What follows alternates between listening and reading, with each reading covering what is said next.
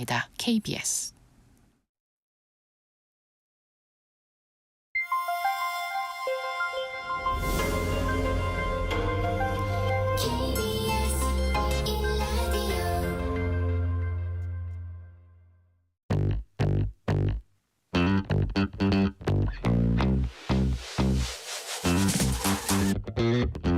KBS 1라디오 뉴스레터 K.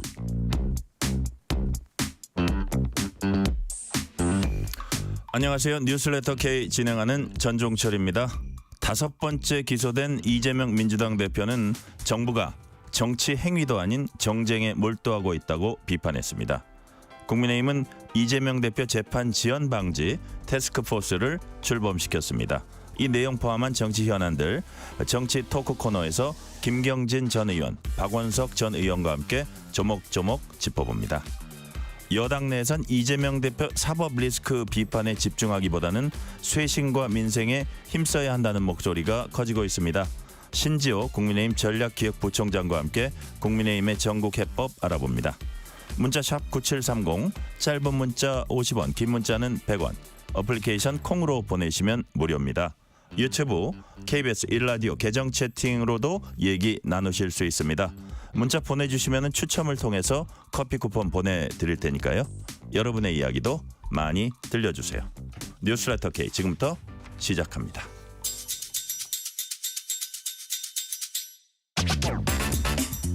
오늘 하루 가장 뜨거운 뉴스들만 골랐습니다. 뉴스레터 K 정치 토크. 오늘은 두 분의 전직 국회의원과 함께합니다.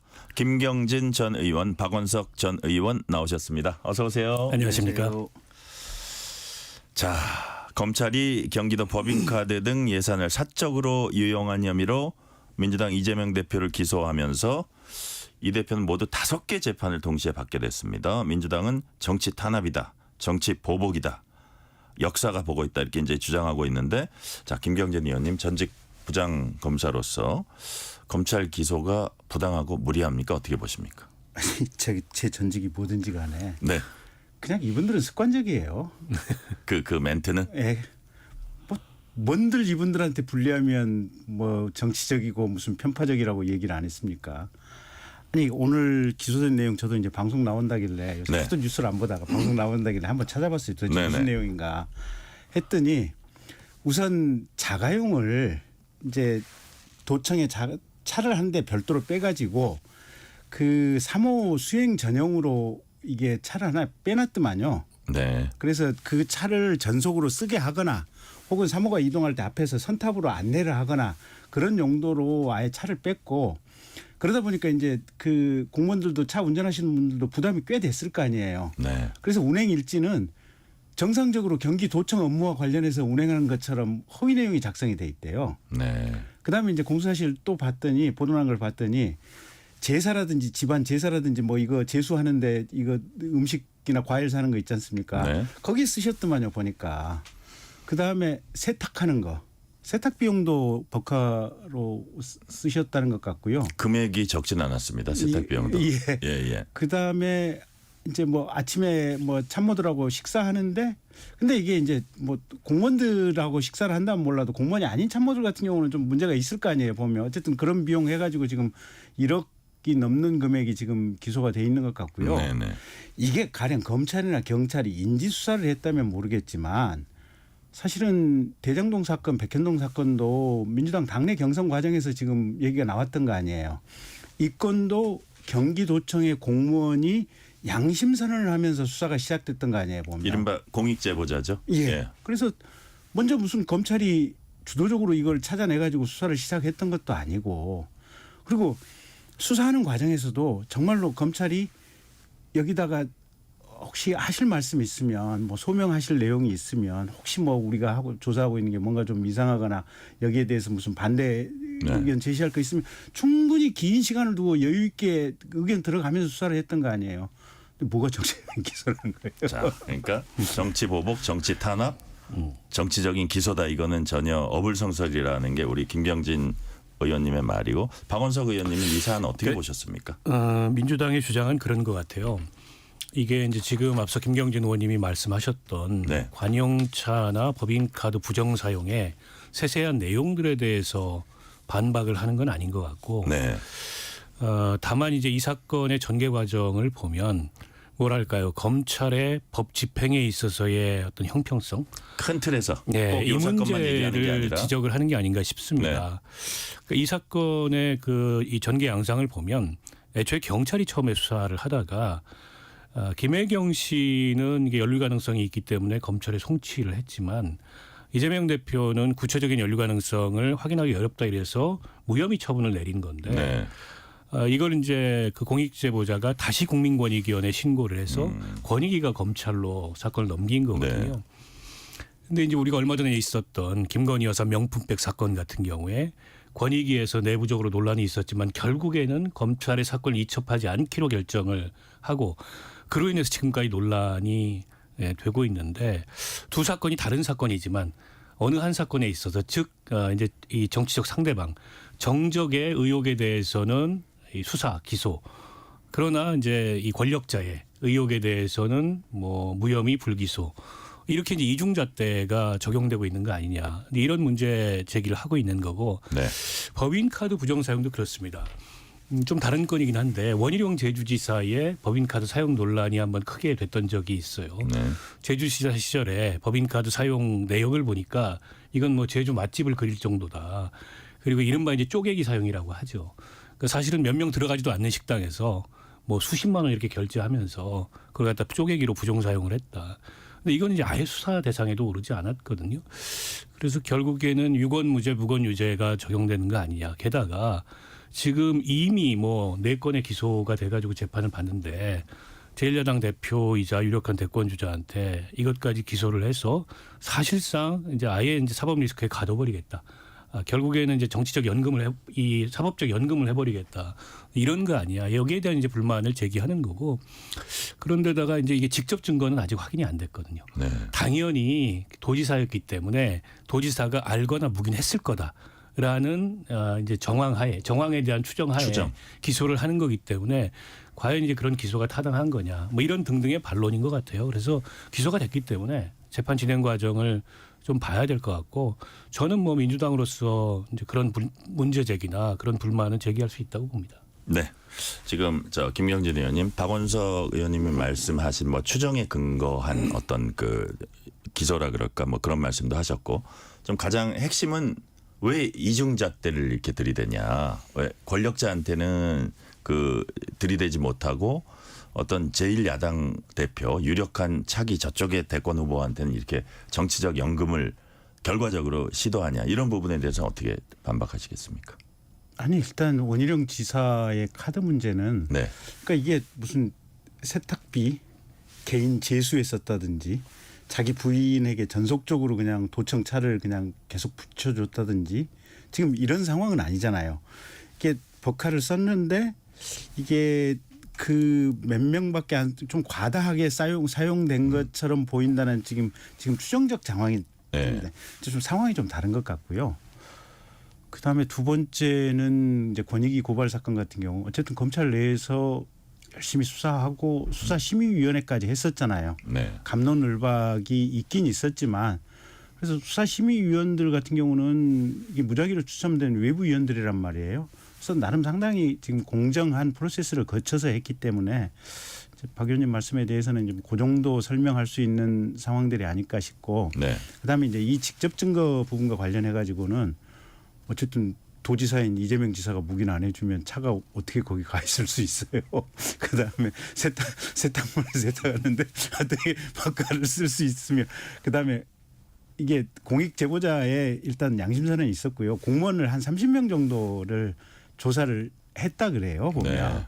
그래서 그 이재명 지사 본인에 대한 조사는 안 있었지만 공무원 30명을 조사하는 과정 속에서 증거 확보는 아마 충분히 되지 않았을까 그렇게 추정을 해봅니다. 자, 박원석 의원님. 네. 지금 어쨌든 이재명 당대표 사법 리스크 우리가 그랬는데 정말 막 1심 판결이 나고 추가 기소가 되고 그러니까 와 이게 정말 현실화됐구나 이런 걸 다 느낄 거예요. 네. 근데 민주당은 단일 대우 강조하면서 이제 대여 공세 수위 끌어올리고 있는데 이른바 민주당이 이렇게 똘똘 뭉치는 모습을 보이는 게 이 대표 리더십이 공고하기 때문인가요? 아니면은 정말 심각한 위기감을 느끼고 있기 때문인가요? 어느 쪽일까요? 뭐 두 가지 다라고 봅니다. 네.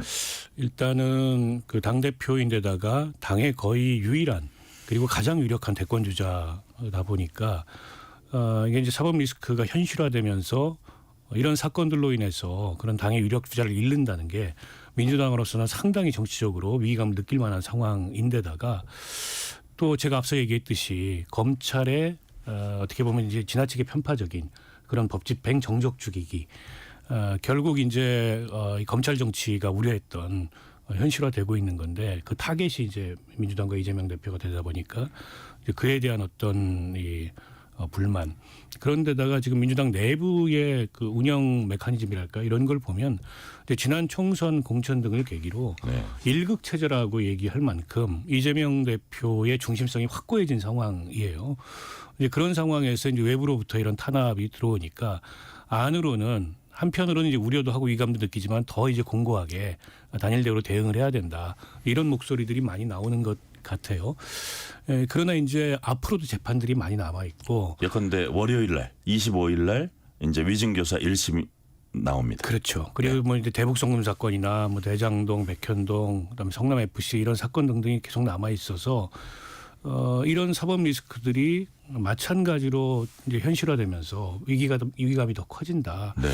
그때는 뭔가 이제 좀 대책을 세워야 되는 거 아니냐. 분위기도 사뭇 달라질 수 있다. 방향 전환이 필요한 거 아니냐 이런 목소리가 자연스럽게 나올 수 있는데 네. 지금은 아직 뭐 그런 목소리가 나오기에는 좀 이른 것 같고 지금은 어쨌든 당이 단일 대우로 뭉쳐서 이 위기 상황을 뚫고 가야 된다. 이런 목소리가 더 지배적인 게 아닌가 싶습니다. 네. 실제로 저 김경진 의원님 그 김동연 경기지사도 막 기자들이 물어봤을 거 아닙니까? 그러니까 아유 지금 그런 말할 단계가 아니다. 당연히 이제 그렇게 얘기를 했는데 자 월요일 날 그 위증교사 1심 선고가 나옵니다. 그게 나오면은 약간 또 분위기가 달라지지 않을까요? 어떻게 전망하세요? 일단 이재명 대표가 정말로 발빠르게 뿌리 깊게 당내 세력을 형성을 해놓은 것 같아요. 그래서 사실은 반명 비명들 4월달 국회의원 선거에서 거의 그냥 공천하는 과정에서 다양한 초식으로 날려버렸지 않습니까? 그래서 지금은 거의 대부분의 국회의원들이 이재명 친위대로 구성이 돼 있다. 지금 이렇게 봐야 될 것 같으니까 가령 25일 날 판결에서 집행유예나 실형 선고가 나온다고 할지라도 네. 이재명 대표의 리더십이 흔들리지는 않을 거예요. 흔들리지는 않겠지만 문제는 저거예요. 일단 반명이나 비명했던 분들은 본인의 어떤 의사결정이나 정치적 행동의 스피드나 유전적 소양에 따라서 드디어 이제 반명의 기치를 좀 더 선명하고 명확하게 들어야 될 시기가 왔다라고 얘기를 하면서 네. 밖에서 스피킹을 할 상황들이 생길 것 같고요. 그다음에 이재명 대표에 대한 충성도가 내부적으로 약했던 의원들 같은 경우는 이거 우리 새로운 대안을 생각해 봐야 되는 거 아니야? 뭔가 좀 이 상황에 걸맞는 새로운 길을 모색해 봐야 되는 것이 아니냐? 그런 어떤 물밑의 흐름들은 분명히 생기지 않을까 싶고요. 네. 그래서 동작 빠른 분들은 아마 뭐 김부겸 전 총리라든지 김동연 지사라든지 뭐 좀 그분들 뭐 하여튼 저녁에 좀 만남의 자리들이 많이 생기지 않겠어요? 그러니까 실제로 저녁 얘기하셨는데 신지호 부총장 같은 경우는 주명 야동이라는 신조어도 만들었고요. 자, 이 대목에서 오늘 최고위원 회의에서 나온 이재명 대표의 얘기 들어보시겠습니다. 경제가 너무 어렵습니다. 민생도 참 어렵습니다. 국가 역량을 이런 민생을 살리고 경제를 살리는 데 총 집중해도 부족할 판에 정부가 정치행위도 아닌 정쟁에 몰두하고 있습니다. 국민을 위한 정치, 나라를 위한 정치는 못하더라도 이런 권력을 남용하는 행위는 역사가 그리고 국민이 결코 용서하지 않는다는 사실을 명심하기 바랍니다. 자, 박원석 의원님. 네. 역사가 국민이 결코 용서하지 않는다. 뭐 이 자체 개별의 혐의가 일단 그 혐의에 대해서 이재명 대표는 단 하나도 지금 인정은 안 하고 있습니다. 예, 예. 그게 어떤 자기 길게 정치를 해야 되는 사람 입장에서 뭐 그렇지 않을까 이제 생각도 드는데 다만 아까 말씀하신 대로 큰 틀에서 이게 형평성이 과연 있느냐 그 문제 제기를 하셨잖아요. 국민과 역사가 용서하지 않을 거다. 이 발언은 어떻게 보셨어요? 그러니까 뭐 그냥 정치적인 메시지니까요. 네. 이게 이제 법률적인 자기 방어나 항변은 아니잖아요. 그러니까 결국 지금 윤석열 정권이 어떤 민생, 경제, 안보 이런 이제 본연의 정부 네. 역할보다는 이 수사권과 공소권을 동원한 정적주기기에 몰두하고 있다. 이 불만을 이제 우회적으로 얘기를 한 거고 앞으로도 아마 저런 메시지는 계속 그 이재명 대표도 그렇고 민주당도 네. 기조를 유지하지 않을까 싶어요. 근데 저 메시지를 내려놓으면 지금까지 했던 대응 기조가 흐트러지면서 자칫 안에서부터 무너지는 결과가 나올 수 있거든요. 아마 뭐 그렇게 대응하지는 않을 것 같고 다만 이제 지금 선거법 1심 같은 경우에는 사실 민주당이 크게 걱정을 안 했던 것 같아요. 네. 그래서 아마 벌금형이 나올 거고 벌금형도 100만 원 이하 가능성이 굉장히 높고 설사 100만 원 이상이 나와도 상급심에서 방어가 가능하다. 이제 이런 판단을 했던 것 같은데 좀 의외의 결과를 맞아서 지금 내부적으로 굉장히 당혹스러운 상황인 것 같고 최근에 보면 그래서 당 차원의 법률적 대응을 하겠다. 네. 뭐 변호인단 구성이나 이런 거부터 내지는 방어 전략이나 이게 아마 그동안에 이제 이재명 대표 개인이 대응하는 차원으로 맡겨놨는데 네. 이제 그러다 보니까는 이런저런 그 위험들에 대한 판단이 정확하게 이루어지지 않은 거 아니냐 뭐 이런 등등의 얘기들이 오가는 게 아닌가 싶고 네. 그렇게 보면 이후에 방어 전략에 그러니까 법정에서의 방어 전략에 있어서도 약간의 변화 같은 게 있지 않을까 이렇게 예상이 되는데요. 이재명 대표는 이제 대권 주자다 보니까 본인 사건에 대해서 직접적인 언급은 가급적 좀 삼가고 주변에 이제 최고위원들이나 네네. 이런 이제 화력들이 동원되는 것 같은데 근데 이제 문제는 이게 지금 전반적으로 이렇게 옥죄오는 형국이잖아요. 네네.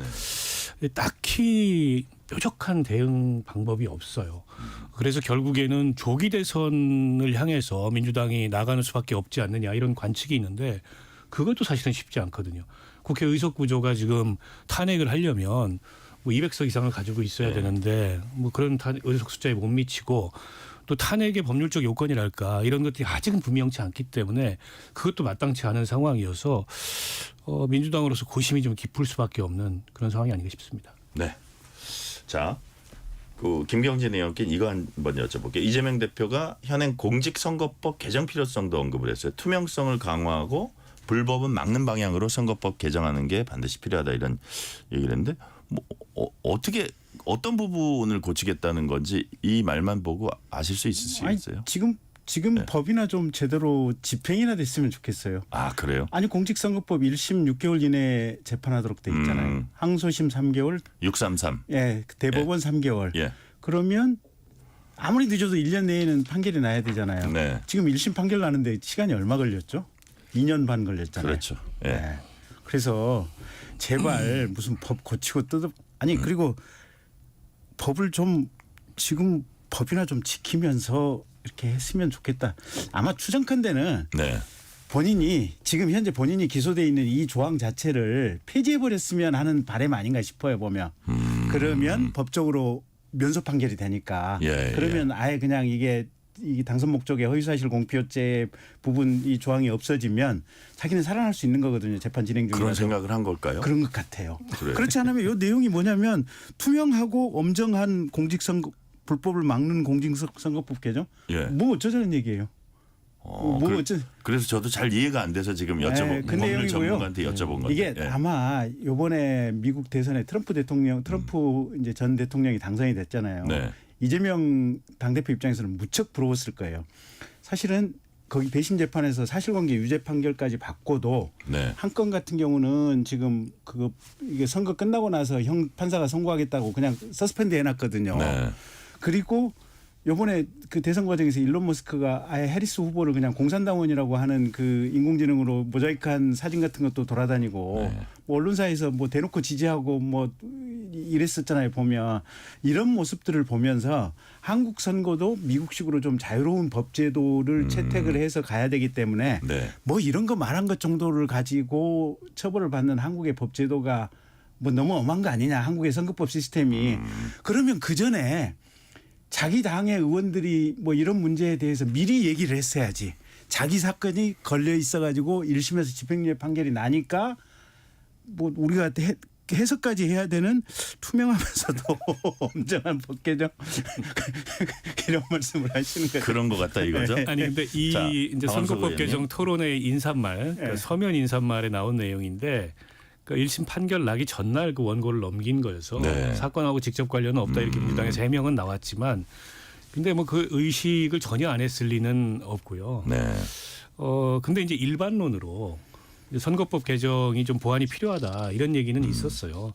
그러니까 선거운동의 자유를 지나치게 제약하는 요소들이 여전히 우리 선거법에 많이 남아 있기 때문에 이게 원칙적으로 허용하고 예외적으로 금지하는 식으로 좀 규제의 틀을 바꿔야 되는 거 아니냐.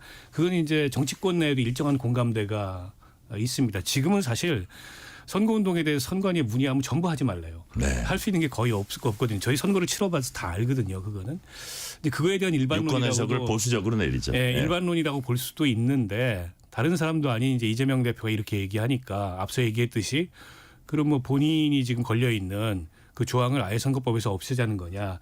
네, 이런 어떤 반론이나 비판이 나오는 건데 뭐 그럴 수야 있겠습니까? 설사 뭐 그런 법 개정이 민주당 주도로 된다 그래도 또 대통령이 거부권에 의해서 막힐 거고 네. 여론의 비판이 오히려 커질 거기 때문에 그건 불가능한 얘기라고 저는 보고요. 그러나 이제 저는 그렇습니다. 이번에 당선 목적 허위 사실 유포에 대해서 벌금형도 아닌 실형까지 내린 것에 대해서 지금 정치권 내에서 국민의힘은 뭐 환영한다, 경의를 표한다 이런 반응이 나왔고 민주당은 또 이게 정치적 판결이 되는 반응이 나왔는데 그런 어쨌든 당리당략이나 당파적 이해관계를 떠나서 보면 이 우리 민주주의 제도의 근간이자 꽃이라고 했으니 선거가 검찰 법원의 손에 의해서 그 정당성이 갈리는 이런 모습은 결코 바람직하지 않거든요. 그래서 이거는 정치하는 사람들 입장에서 보기에 이번 판결이 그렇게 이제 당파적으로 어느 쪽은 환호하고 어느 쪽은 이게 정치적 판결이다 이럴 만한 게 아니라 좀 여러 가지 좀 생각해 봐야 될 대목들이 저는 있다고 봅니다. 우리 공직선거법이 94년도에 만들어져 가지고 한 30년 넘은 제도고 물론 네. 100번 넘게 개정이 됐습니다. 그런데도 여전히 그 개정해야 될 요소들이 굉장히 많기 때문에 좀 근본적 검토가 필요한 대목들은 분명히 있다. 네. 이렇게 말씀드리고 싶습니다. 제가 박원석 의원님께 하나 더 여쭤볼게요. 자, 이름이 좀 비슷한 분입니다. 민주당 박지원 의원이 이재명 대표를 향해서 DJ의 길을 가라 이런 말 했어요. 사형 선고 받고도 결국 대통령 된 사람이 DJ입니다. 이재명 대표를 DJ에 비유한 거 어떻게 보세요? 글쎄요, 뭐 DJ에 비유한 것뿐만이 아니고 뭐 무슨 신의 종, 네. 신의 사제 이런 얘기까지 나와서 신격화 논란이 나오는데요. 조금 이제 경우는 좀 다르죠. 김대중 전 대통령의 어떤 개인적인 비위 혐의나 이런 거로 인해서 고초를 겪고 그런 어떤 고난 끝에 인동초라는 그런 별칭이 있듯이 꽃을 피우는 게 아니잖아요. 근데 이제 이런 얘기가 나오면 다른 분도 아닌 박지원 의원의 DJ 비서실장 출신인 박지원이 이런 말씀을 하시는 게 이게 적절한 비유냐 네. 이런 비판이 있는데 아마도 지금 이재명 대표가 어쨌든 민주당 내에 가장 유력한 대권 주자이고 유일한 리더십이기 때문에 네. 지금 겪고 있는 어쨌든 본인의 이런 그 사법 리스크나 이런 거를 잘 견뎌라. 그걸 잘 그런 견딜 취지로. 수 있어야 결국에는 더 큰 이제 지도자가 될 수 있다. 뭐 이런 얘기라고 이해를 합니다. 네. 그러나 저는 민주당 내에서 이번 1심 판결 이후에 앞서 제가 얘기했듯이 무슨 신의 사제, 뭐 신의 종 이제 이런 식의 언급이 나오거나 아니면 사법부 전체를 네. 지나치게 비난하거나 혹은 뭐 민주당 내 비명계를 향해서 최민희 의원께서 뭐 움직이면 죽인다. 네. 물론 격앙된 심정은 알겠는데 조금은 좀 냉정하고 절제 있는 대응이 필요하지 않을까. 그게 민주당으로서도 이재명 대표로서도 훨씬 더 도움이 되는 그러니까요. 그런 대응이라고 봅니다. 또 심지어는 안기령 대변인은 곱게 늙으라는 얘기를 보수 시위대 한때까지 그러니까 그런 게 다 불필요한 감정의 그러니까요. 표현일 뿐이거든요. 전혀 네네. 도움이 안 됩니다. 자, 우리 김경진 의원님께 한번 여쭤볼게요. 이재명 대표와 DJ를 비유한 거. 물론 지금 아주 어려워도 결국 견디면 나중에 뜻을 이룰 수 있다 이런 뜻 같아요. 근데 그 비유가 적절했다고 보십니까? 글쎄요. 박 전 대표님이 저 의원할 때 워낙 저를 이뻐해 주셔서 네, 뭐라고 말씀 못 하시겠어요. 뭐 박지원 다음 대표 질문 넘어갈게 다음 예. 질문. 알겠습니다. 그 정도는 저희 카드 쓰실 수 있습니다. 자, 국민의힘은 이재명 대표 사법 리스크를 정조준하는 것과 동시에 민생 행보에 나서고 있습니다. 뭐 투트랙이라고 표현한 사람도 있는데요. 국민의힘 한동훈 대표가 한국 노총에 가서 한 얘기 들어보시겠습니다. 저는 근로자 모두 그리고 우리 국민 모두를 위해서 복지국가가 돼야 된다고 생각합니다. 목표는 복지국가입니다. 우리가 보수정당, 우파정당으로서 우상향 성장을 얘기하지만 성장은 복지를 위한 도구입니다. 그런 차원에서 저희가 어떤 복지를, 어떤 우선순위를 해야 우리 국민들 그리고 노동자들에게 제대로 된 혜택이 돌아갈 수 있는지를 깊이 고민하겠다라는 말씀을 먼저 드립니다. 사실 우리 국민의힘이 상대적으로 노동 이슈를 좀 경시한다 이런 오해와 편견을 받아왔잖아요. 아닙니다. 그렇지 않습니다. 저희는 진심으로 근로자의 힘이 되겠습니다. 자, 한동훈 대표 근로자의 힘이 되겠다. 복지가 그만큼 중요하다. 한 대표는 또 가칭 민생특별위원회 출범 준비 중이라고도 합니다. 박원석 의원님. 그러니까 계속 정쟁만 하는 것보다는 이 시기에 민생행보에 나서는 게 여러 가지 국민들 마음을 얻는데 좀 좋겠다 이런 생각을 한 것 같아요. 이런 행보는 어떻게 보세요?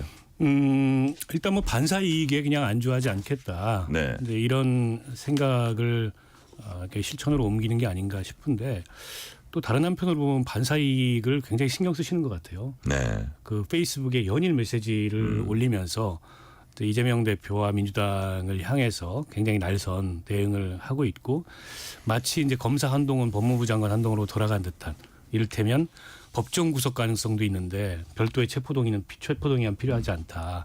뭐 이런 식의 이제 메시지도 되고 그래서 저는 뭐 좋습니다. 정치인이 민생이라는 거는 일종의 본업이기 때문에 네. 늘 이제 그 민생에 대해서 어떤 메시지를 하고 실천을 하고 또 그걸 통해서 이제 정치적 확장성, 정쟁에 머무르지 않는 이런 걸 기하겠다는 거는 여당 대표로서 당연히 하셔야 될 일인데 저는 그렇게 생각해요. 지금 윤석열 정부나 여당을 보면서 이제 국민들이 가장 무엇이 필요로 하다고 생각을 할까? 그거는 그 김건희 여사 문제를 포함해서 국정의 난맥상을 바로잡는 네. 그러니까 국정 쇄신을 하는 게 사실은 궁극적으로 민생을 위한 전제 조건인데 한동훈 대표 보면은 그 지난 이제 당대표 선거 때 최혜병 특검 제3자 특검 얘기해놨다가 또 그냥 흐지부지되고 그다음에 김건희 여사 문제와 관련된 해결 얘기했다가 흐지부지되고 또 인적 쇄신 얘기했다가 뭐 흐지부지되고 그 대통령실과 좀 맞서는 듯했다가 계속 이렇게 좀 뒷걸음질 치는 듯한 모습을 몇 차례 보였잖아요. 그리고 지난번 이제 대통령 기자회견에 대해서 평가가 각각 다르겠지만 사실 제가 보기에는 그냥 오락가락 우왕좌왕 기자회견이었어요. 그 이후에 막 국정쇄신에 대한 목소리를 좀 내려놓는 상황인데 과연 이제 한동훈 대표의 저런 행보를 보면서 저 이제 민생 메시지라는 게 얼마나 이제 진정성이 있고 또 실체가 있는가라는 의문을 국민들로서는 갖지 않을 수 없다 이런 말씀 드리고 싶습니다. 지금 박원석 의원님이 저기 김병기 의원님 어쨌든 국정의 난맥상을 바로잡고 어쨌든 국정 쇄신을 하는 게 지금의 어떤 그 민생으로 제대로 나가기 위한 전제 조건이고 꼭 필요하다. 동의하시죠? 그러니까 최소한 그건 있는 것 같아요. 지금 윤석열 대통령이 대통령으로 당선될 수 있었던 이유가 여러 가지가 있는데 네네. 그 중에 주요한 부분 중에 하나가 윤석열 대통령은 대한민국의 공정이라고 하는 어떤 균형된 법 집행의 가치를 지킬 수 있는 사람이다. 네. 라고 하는 국민들의 믿음이 확고하게 있었기 때문에 대통령으로 뽑는데 아마 결정적인 의사결정이 됐었던 것 같고요. 근데 이제 그럼에도 불구하고 취임 이후에 이제 배우자 관련된 사건들에 있어서 이 공정이 제대로 그 부분에서는 좀 멈춘 것이 아니냐라는 이제 비판들이 국민들 사이에 분명히 있기 때문에 네. 그래서 아마 저희가 이제 선거에서도 국회의원 선거에서도 참패를 했고 또 지금 대통령 지지율이라든지 정당 지지율도 대단히 지금 안 좋은 상황이기 때문에 그와 관련된 어떤 박원석 의원님의 핵심을 관통하는 어떤 지적은 대강 맞는 얘기인 것 같고요. 네. 근데 또 한 가지는 근데 과 더불어 더 똑같이 중요한 게 사실은 민생이 오히려 어떤 의미에서는 더 중요한 거예요. 이재명 대표가 사실은 그 주변에 뭐 정과 매범에 수없이 많은 이 논란과 문제가 있음에도 불구하고 지금 이 상황에 굳건히 있을 수 있는 거는 네. 저 사람 뭔가 정책을 했을 때 서민을 생각하는 정책들이 좀 잘 되지 않을까 이런 기대들이 있어서 그러지 않나. 선회를 해보자면 좋게 해석을 해보자면 그런 생각도 있어요. 근데 저희 국민의힘이나 윤석열 대통령 같은 경우는 이제 저희들이 조금 반성해야 될 대목이긴 한데 일단 기업하기 좋은 나라는 됐는데 네. 길거리에 소상공인들 지금 자영업자들 문 닫고 있는 비율들이 대단히 빠른 속도로 늘어나고 있거든요. 이건 뭐 쿠팡이나 알리, 테무의 공습이라고 원인 분석은 되지만 그리고 사람들이 코로나 이후에 집에서 이제 배달과 주문의 습관이 바뀌어서 그런 거라고 분석은 되지만 그럼에도 불구하고 자영업자들이 가게를 문 닫고 새로운 직업을 못 찾는다고 하는 것은 어쨌든 결과적으로 지금 정부 책임의 문제들이거든요. 우리들이 해결해야 될 문제들인데 지금 해결이 안 되고 현재 또 인공지능이 들어오면서 사실은 여기저기 일자리들 대량 해고라든지 뭐 실직의 가능성들이 지금 상존하고 있는 부분들이 있어서 네. 이런 부분과 관련해서 기업하기 좋은 나라, 기업들의 세금을 줄여주는 거 이거 굉장히 좋은 어떤 정책적 방향이긴 하지만 그러면 원래 얘기했던 대로 낙수 효과가 맨 밑에 땅까지 그냥 풍부하게 흐르고 맨 밑에 있는 보통의 국민들까지 여유 있는 삶이 되느냐. 그 부분에 대해서는 다들 그렇게 마음이 편치가 않거든요. 그래서 그 부분과 관련해서 한동훈 대표도 그렇고 윤석열 대통령도 그렇고 뭐 저 같은 또 당인도 그렇고 다들 좀 더 신경을 집중해야 될 대목이 아닌가. 네. 그래서 한동훈 대표가 이번에 한국노총 가서 얘기를 듣고 대화를 나눈 것은 매우 좋은 행위였다. 정치적인 행위고 시그널이다. 이렇게 보고 있고요. 조금 더 그 면을 좀 늘리면 더 좋지 않을까라는 네네. 생각입니다. 아까 말씀 중에 서스펜드 시켜놨다는 건 좀 밀어놨다. 이걸로 제가 바로 잡고요. 3475님이 이런 문자 주셨습니다. 자영업 실업 100만이고 민생 살기가 굉장히 힘듭니다. 정치권이 민생 회복에 더욱 힘쓰는 분위기로 돌아서기를 바랍니다. 말씀해 주셨고요. 이 시간 교통 상황 알아봅니다. 라디오 교통정보센터 유하영 리포터 나와주세요. 네, 이 시각 교통정보입니다. 오후 정체에 퇴근길 교통량까지 더해지면서 서울 시내 정체 구간이 더 길어졌습니다. 올림픽대로 공항 방향 잠실대교에서 여의 하류까지 막히고요. 더 가서 양화대교부터 가양대교까지도 속도 떨어집니다. 강변북로 일산 쪽으로 잠실대교에서 가양대교까지 정체고요. 1시간 5분 정도 걸립니다. 고속도로는 평택 시흥고속도로 시흥 쪽으로 조암에서 남한산 분기점까지 정체고요. 중부고속도로 하남 방향 꾸준히 17km 막히는데 일죽에서 모가까지 가장 많이 밀리고 신월천교에서 중부 1터널까지 정체입니다. 영동고속도로 인천 가는 길 총 33km 정체고요. 동수원에서 반월터널까지 가장 어렵습니다. 수도권 제1순환고속도로 경기 서쪽으로는 송내를 중심으로 양방향 13km씩 정체입니다. KBS 교통정보센터였습니다. 퇴근길, 당신과 함께 읽는 세상 이야기. KBS 일라디오 뉴스레터 K. 실시간 교통 상황 살펴봤습니다. 그리고 이제 뉴스레터 K 정치 토크 이어갑니다. 김경진 전 의원, 박원석 전 의원과 얘기 나누고 있습니다. 조국 혁신당이 오늘 김건희 여사 명품 가방 수승 15가지 탄핵 사유를 담은 윤석열 대통령 탄핵 소추안 초안을 발표했습니다. 박원석 의원님, 네네. 혁신당이 꼽은 탄핵 사유 어떤 것들이 있습니까? 이게 보면 이제 7개 항목에 네. 15개의 세부 사유 네네. 이렇게 구성이 돼 있는데 몇 가지 이제 저희가 예를 들어서 말씀드리면 첫 번째가 이제 공익 실현의 의무 위배라 그래서 네. 도이치모터스 주가 조작 불기소에 관여하고 또 양평 고속도로 노선 변경 특혜를 줬고 명품백 수수나 집무실 관저 신축 비리가 있다라는 건 이제 공익 실현 의무 위배 사항에 세부 탄핵 사유로 거론을 했고요. 대통령이 이제 헌법을 준수하고 수호해야 될 의무가 있는데 거기에 위배되는 거부권 남용이라든지 또 최상병 사망 사건에 대한 축소 수사 외압 은폐 시도 또 세관 마약 수사 외압 직권 남용 이런 것들이 구체적 사유로 거론이 됐고요. 그밖에 최근 논란이 되고 있는 그 정치적 중립 의무 네. 또 대의민주주의의 정당의 자유에 위배되는 그런 당무 개입이나 국정농단 게이트가 있었다. 뭐 등등 해서 15가지를 거론을 했는데 그 세부 내용에 대해서 제가 좀 평가를 하자면 이게 초안이라고 조국혁신당 스스로도 얘기를 하고 있듯이 네. 완성도는 굉장히 떨어집니다. 그래서 어떻게 보면 정치적 주장과 법률적 사유가 막 뒤섞여 있어가지고 이를테면 대통령 헌법준수를 위반했다고 거부권 남용을 거론을 했는데 정치적으로 거부권 남용 바람직하지 않죠. 근데 대통령의 거부권은 헌법사항이거든요. 네. 그걸 남용했다는 게 과연 탄핵 사유가 될 수 있냐라는 법에 규정된 사항인데 반론이 당장에 나올 수 있고 네. 헌법 전문을 위배했다라는 것으로 거론된 게 이를테면 뉴라이트 인사를 기용했다. 우리 헌법 전문의 정신과 다르게. 근데 그것도 역시 정치적 평가의 대상이지 그걸 갖다가 헌법 법률 위반이라고 볼 수 있느냐. 근데 이런 이제 지적이 나올 수 있을 것 같아요. 그러니까 조국혁신당은 이제 국민 의견을 수렴해서 완성도 있는 소추안을 내겠다고 하는데 네. 아직은 뭐 선명성을 강조하는 그런 주장에 가까운 내용을 발표한 게 아닌가 싶어요. 약간 정치적 선언에 가깝다 이렇게 네. 보시는 거죠. 자, 우리 김경진 의원님 법조인으로서 이 탄핵 소추안 어쨌든 소추안 초안입니다. 이게 많이 이제 좀 약간 뭐라 그럴까 아직 그 다듬어지지 않은 부분은 있지만 어떻게 평가하십니까? 일단 탄핵이라고 하는 것이 예. 중대 대통령직을 수행하면서 중대한 헌법과 법률 위반 행위를 해야 하고 그 행위로 인해서 대통령직을 계속하는 것이 바람직하지 않는 경우에 지금 탄핵이 이루어지는 거 아니에요, 보면. 네.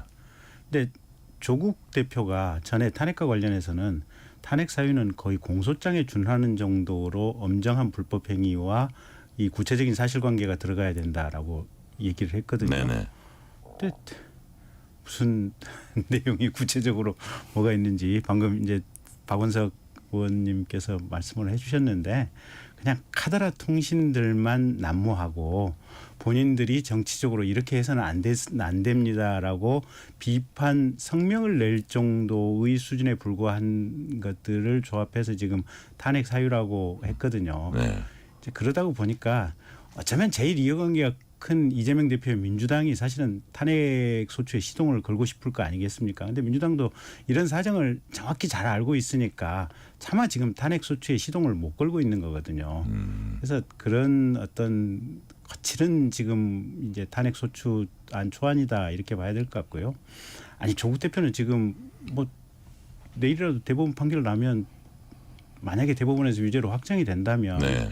본인 들어가서 이게 기존에 본인이 잘못했던 행위에 대해서 엄정한 형벌과 반성하는 과정을 거쳐야 될 뿐 아니겠습니까?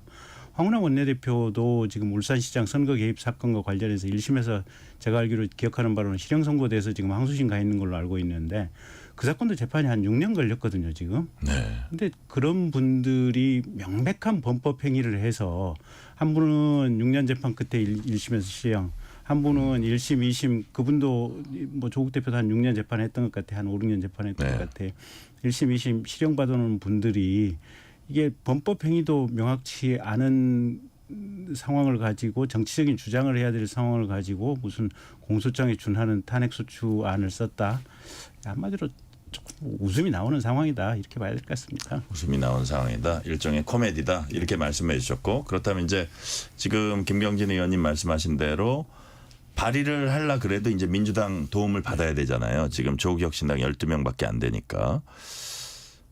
지금 상황은 그렇다면 조국혁신당은 선창하고 민주당은 때를 기다린다. 박원석 의원님 그렇게 보시는 거죠? 뭐 그럴 수 있는데 네.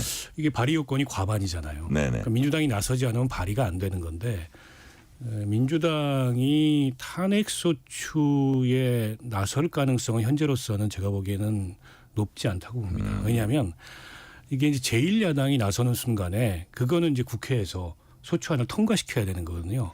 그렇게 못 됐을 때는 이게 어마어마한 역풍이라는 게 불잖아요. 그렇죠. 예. 그러면 이제 탄핵소추안이 만약 통과된다. 지금 국회 이제 의석수 논리대로 보면 그것도 쉽진 않아요. 왜냐하면 200석이 가결 요건인데 200석 만들기 쉽지 않거든요. 그것도 일단 1차적으로 넘어야 될 허들인데다가 통과되면 헌재로 갑니다. 그러면 이제 국회의 손을 떠나는 거예요.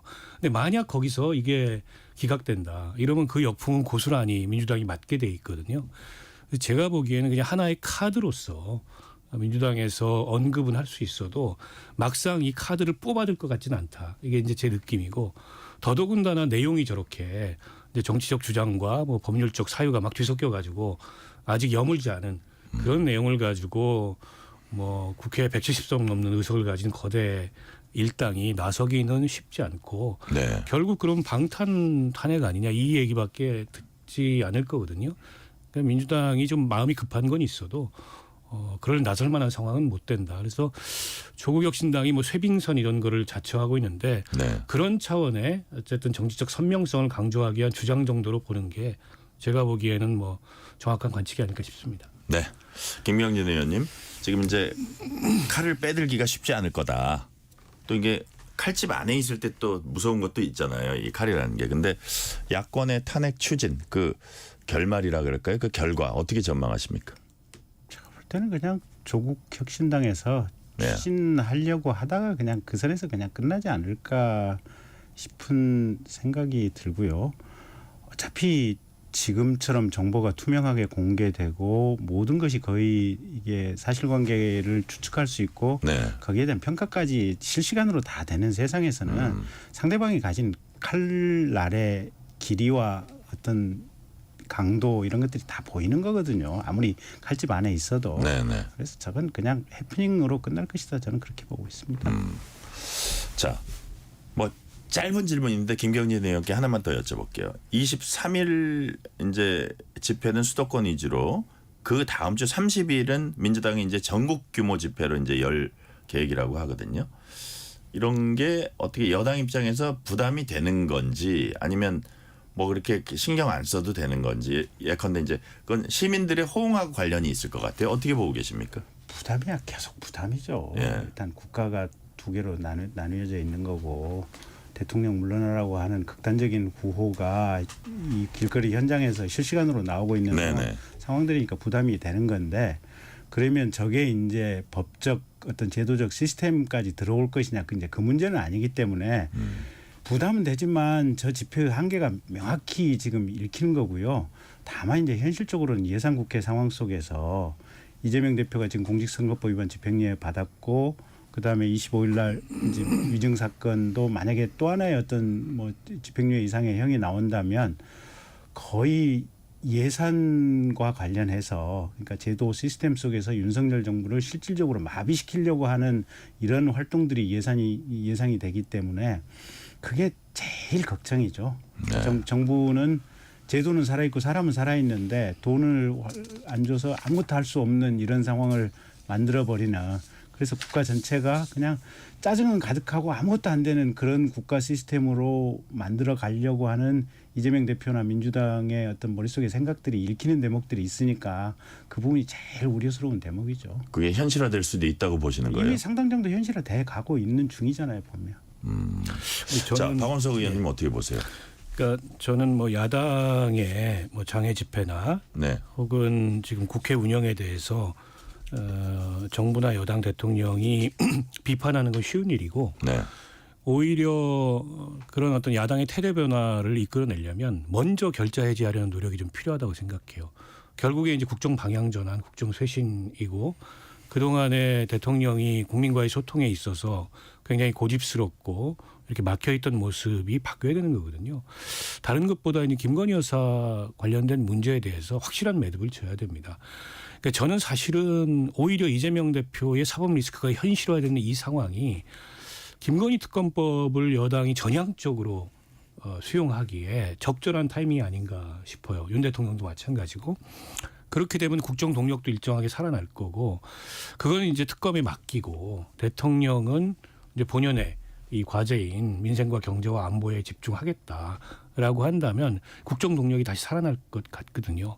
물론 이제 그런 선택을 할지는 모르겠습니다만 지금 이렇게 대치 정국이 장기화되고 있는 것의 원인이 단지 야당의 발목 잡기 때문만이다라고 생각을 한다면 저는 뭐 국민들 공감이나 동의를 얻기 어렵다고 보고 결국 이렇게까지 국정이 파탄 상황에 이르게 된 원인에 대해서 그 책임에 대해서 통감하고 그걸 바꾸기 위한 노력을 해야 된다. 근데 그런 노력 없이 야당만 변화해라. 그걸 기대하기는 좀 어렵다고 보고요. 그래서 저는 무슨 사법적인 문제 이재명 대표도 마찬가지고 네. 지금 김건희 여사 논란도 마찬가지고 그거는 어쨌든 검찰이나 법원에 맡기고 이 정부나 이 국회는 정부나 국회가 할 일을 하자. 네. 근데 이제 좀 그런 어떤 의견 접근을 해야 될 시점이 아닌가 싶습니다. 네. 자, 명태균 씨 공천 개입 논란과 관련해서 민주당이 녹취를 추가로 공개했습니다. 윤한홍 의원이 대통령 비서실장 되는 거 내가 막았다. 내가 얘기해서 막은 거다라는 이런 내용이 담겼습니다. 자, 김경진 의원님. 신빙성 몇 퍼센트? 숫자로 표시하는 신빙성 몇 퍼센트입니까? 0%죠, 뭐. 0%요? 예. 5%도 아니에요? 네. 일단 윤한홍 의원 본인이 네. 뭐 여사로부터 무슨 그와 관련된 전화를 받은 적이 없다라고 얘기를 하고 있고, 그다음에 권성동 의원이 3일 전인가요? 그 CBS 아침 뉴스 프로그램에 나와가지고 네. 뭐 비서실장이 선정되는 당선 전후로 관련해서 그 비사를 소상하게 얘기를 했잖아요. 근데 그 전체적인 맥락을 가지고 보면 일단 그 내부자들, 그러니까 이제 대통령 주변 또 여사 주변의 이 국힘 내부의 분들의 의견이 거의 일치되는 측면이 하나가 있고, 네. 명태균 씨 최근에 이제 몇 가지 발언을 보면 가령 일부는 나는 내가 지금 언론을 뭐 엿먹이기 위해서 뭐 발언을 뭐 어떻게 했다 뭐 이런 것들이 지금 몇 가지가 있었잖아요, 보면. 네. 이제 그런 맥락을 종합해서 보면 그 부분은 과장된 운동이고 잘못된 운동이 아닌가, 저는 그렇게 분석하고 있습니다. 네. 박원석 의원님은 요 명태균 의혹 관련해 가지고는 어떤 식으로 좀 정리해 나간다고 보세요? 뭐 이거 이미 역시 이제 특검? 검찰 수사에 들어가 있습니다만 예. 과연 검찰 수사를 통해서 저게 실체와 진실이 규명될 수 있을까에 대해서 많은 국민들이 의혹을 가지고 있고, 네. 그래서 이제 특검 얘기를 하는 거죠. 예. 그러니까 명태균 씨가 과장도 있고 허세도 있고 뭐 분명히 그렇다고 생각합니다. 그런데 그 명태균 씨 얘기가 예. 전혀 근거 없는 얘기가 아니라는 게 또 일부 드러나고 있잖아요. 대통령과의 통화가 공개가 되고 김건희 여사와 주고받은 뭐 텔레그램 내용이 공개가 되고, 그리고 강혜경 씨라든지 그 네. 사건의 이제 관계인들이 검찰 조사 나가서 얘기하는 걸 보면 상당 부분 또 사실인 것도 있기 때문에 어쨌든 명태균 씨가 일종의 이제 비공식적인 이 이른바 비선이라고 하죠. 그런 비선으로서 지난 대통령 선거 때 일정한 역할을 했고 공천에도 관여했고 일부 이권 사업에도 관여했다. 이게 그냥 뭐 근거 없는 터무니없는 얘기다. 터무니없는 의혹적이다 이러고 넘어갈 수 있는 문제가 아니기 때문에 저는 일단 그 창원지검의 수사를 지켜봐야 되겠습니다만, 과연 대통령의 육성까지 나온 마당에 과연 창원지검이 그 정말 남김없이 저 실체를 밝혀낼 수 있을까, 그런 면에서 상당한 어쨌든 그 의문이 있어서 네. 이것 역시 전국에는 특검을 해야 된다라는 요구에 직면하게 되지 않을까 싶습니다. 네. 다음 이슈 하나 더 살펴보겠습니다. 국민의힘 당원 게시판에 한동훈이라는 이름과 한동훈 대표 부인, 어머니, 장인, 장모 등의 이름으로 윤석열 대통령 부부 비방글이 올라왔습니다.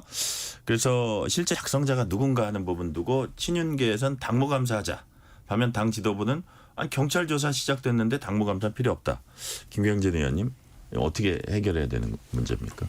일단 다 조용히 있으면 돼요. 다 조용히 있어요? 조사도 하지 말고요? 예, 당무감사도 하지 말고. 왜냐하면 원래 저 대놓고도 제가 이 방송에서 지금 이재명 당대표에 대해서 굉장히 폄하를 많이 했지 않습니까? 다른 방송이나 유튜브에서 보면 윤석열 대통령이나 김건희 여사에 대해서 폄하하는 내용의 것들이 그냥 수없이 많이 돌아다니고 있어요. 그게 뭐가 문제예요? 자유민주주의 헌정 질서에서는 대통령 또는 야당의 당대표라고 해서 마음껏 허위사실만 아니면 비판할 수 있는 자유가 있어요. 네.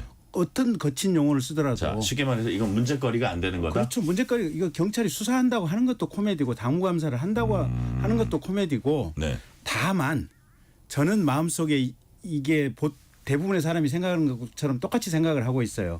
그러면 속칭 그분에 대해서 그분의 또는 그분 주변의 가족들에 대해서 인격적인 평가를 나는 어떻게 할 것이냐. 그건 자기 마음속으로 생각하고 평가를 하면 돼요.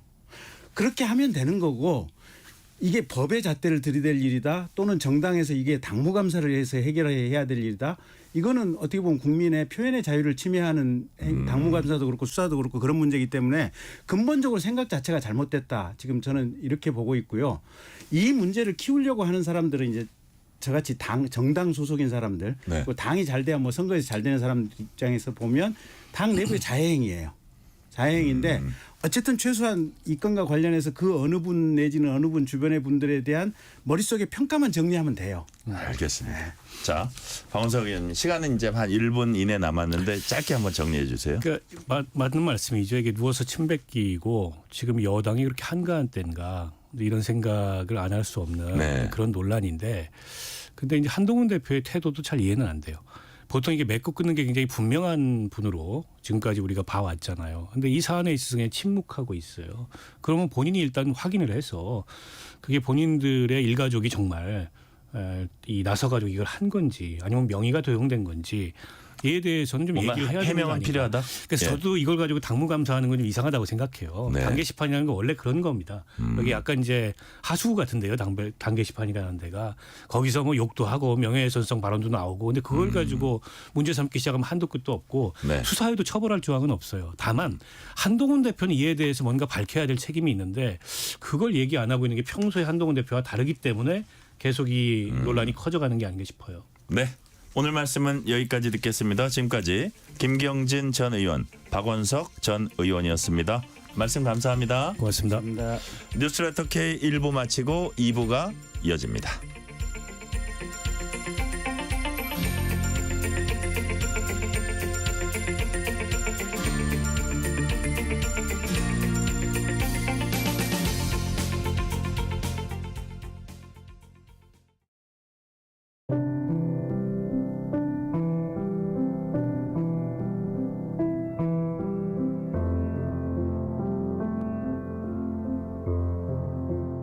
KBS 라디오 연중기획 희망충전 대한민국 613번째 이야기. 안녕하세요. 아나운서 유지원입니다. 설이가 10살 무렵 암으로 세상을 떠난 엄마. 1급 장애를 앓던 언니는 시설로 보내졌고 홀로 남겨진 설이는 심한 소아 우울증을 겪으며 고통의 시간을 보내야만 했습니다. 결국 잦은 결석과 우울증으로 한 학년 6급까지 되고 말았는데요. 힘든 나날을 보내던 중 우연히 지역 무료 교육 프로그램에 참여하게 된 설이는 그때부터 공부에 전념하기 시작했습니다. 그 결과 중학교 2학년 시험에서 전교 2등이라는 놀라운 성적을 거둔 설이. 그 후 6개월의 공부만으로 검정고시에도 합격하며 지금은 어엿한 여고생이 되었는데요.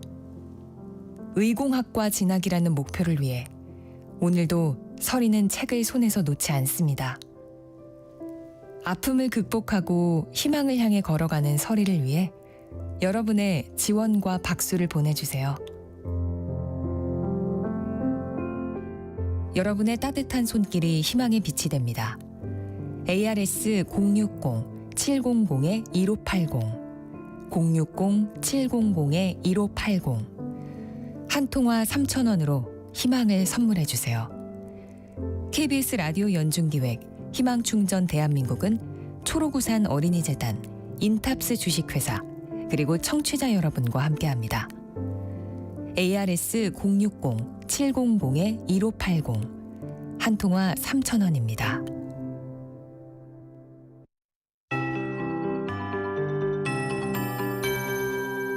KBS 58분 날씨. 내일 아침까지는 그래도 아침 추위를 또 감안하셔야 되는데요. 평년보다는 점점 기온이 오르고 있긴 합니다.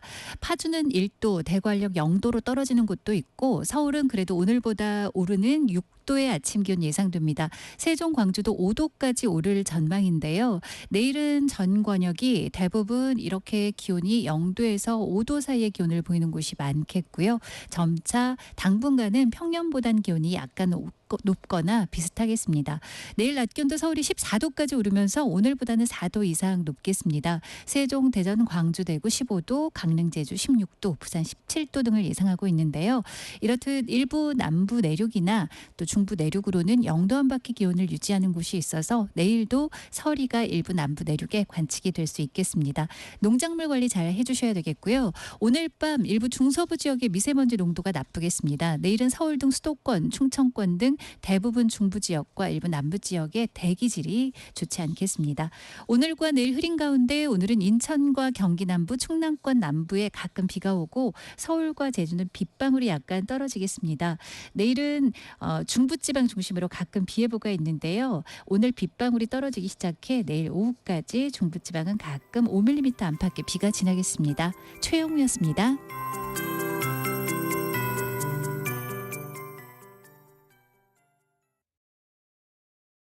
정성을 다하는 국민의 방송 KBS가 6시를 알려드립니다. AM 711kHz, FM 97.3MHz, KBS 1라디오입니다. HLKA.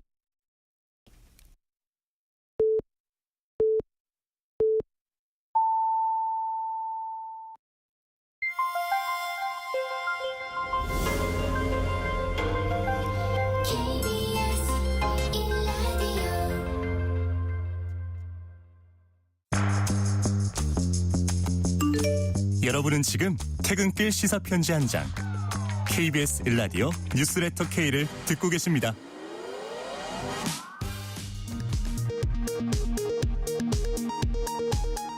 이 시각 라디오 정보센터 뉴스입니다. 국가정보원은 러시아에 파병된 북한군 병사들이 현지 공수여단과 해병대에 배속돼 일부는 전투에 참여한 것으로 파악된다고 밝혔습니다. 국정원은 김정은 북한 국무위원장의 방러 가능성도 제기했습니다. 어제 업무상 배임 혐의로 기소된 이재명 더불어민주당 대표가 검찰이 증거가 없는데도 자신을 기소했다는 입장을 밝혔습니다. 국민의힘은 민주당 이재명 대표의 재판 지연을 막기 위한 재판 지연 방지 태스크포스를 출범시켰습니다. 조국 혁신당은 오늘 윤석열 대통령 탄핵소추안 초안을 공개했습니다. 조국 대표는 모든 야당의 특검법 처리와 국회 국정조사 추진을 촉구한다고 밝혔습니다. 국민의힘은 근거 없는 탄핵 열차이자 정치적 선동이라고 비판했습니다. 국제통화기금 IMF가 올해 우리나라 경제성장률 전망치를 2.2%로 기존보다 0.3%포인트 하향 조정했습니다. 내년 경제성장률도 기존 전망보다 0.2%포인트 낮춘 2.0%로 제시했습니다. IMF는 특히 한국 경제 전반에 대해 불확실성이 높은 상황이라고 우려했습니다. 다음 달 초 총파업을 예고한 서울교통공사 노동조합이 오늘부터 준법 운행에 돌입했습니다. 서울교통공사는 퇴근길 인파가 몰릴 경우 지연이 발생할 가능성이 있다고 밝혔습니다. 지금까지 라디오 정보센터 뉴스 편유희였습니다.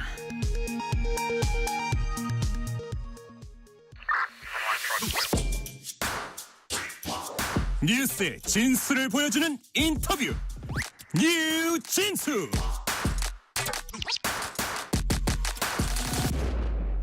검찰이 민주당 이재명 대표를 5번째로 기소한 데 대해서 민주당은 정치 탄압이라고 격하게 반발하고 있습니다. 국민의힘은 이 대표 사법 리스크에 대한 공세를 지속하면서 재판 지연 방지 태스크포스를 출범시켰습니다. 동시에 여당에선 야당을 비난하는 데 몰두할 게 아니라 바로 지금이 쇄신의 골드타임이다라는 목소리가 커지고 있습니다. 바로 그런 얘기를 하신 신지호 국민의힘 전략기획부총장 전화 연결돼 있습니다. 신지호 부총장님 안녕하세요. 네, 안녕하십니까. 자, 어제 민주당 전현희 최고위원이 저희 프로그램에 출연했습니다. 이런 얘기를 했어요. 공직선거법 사건 항소심과 25일로 예정된 위증교사 사건 모두 무죄를 확신한다 이렇게 말했습니다. 자, 다음 주 월요일 25일 위증교사 사건 1심 판결 어떻게 전망하십니까? 지금 민주당의 상태를 보니까요. 집단적인 확증 편향에 빠져 있는 것 같습니다. 그러니까 이런 사법 리스크에 대응하기 위해서는 긍정적인 희망적인 시나리오도 중요하지만 네. 그 반대의 경우도 면밀하게 검토를 해야 되는데 지금 제가 파악한 바로는 민주당 내에서는 뭔가 잘 안 풀리는 희망적 시나리오에 반대편인 그 절망적 시나리오에 대한 것은 아예 입에 올리지조차 못하고 있는 그런 분위기가 아닌가. 그러니까 당내 주요 인사들이 네. 그냥 무죄를 확신하는데 거기에 대한 법리적, 과학적 증거는 취약하고 이런 집단적 확증 편향 상태에서 25일 1심 선고를 맞이한 게 아닌가 보여지고 25일 위증 교사 역시 그런 상태에서 지금 맞이할 것으로 보고 있습니다. 네, 집단적 확증 편향 얘기하셨고 거기에 이제 정치적 수사도 섞여 있을 거다 이런 약간 취지로 말씀하셨고요. 자, 국민의힘 오늘 재판 지연 방지 태스크포스를 구성하고 본격 활동에 들어갔습니다. 이재명 대표 재판 진행 경과를 집중 모니터링해서 재판 지연을 감시하겠다, 막겠다 이런 건데 이것도 어떻게 보면 일종의 사법부 압박 아닐까요? 저희는 전혀 다르게 지금 보고 있는데요. 네.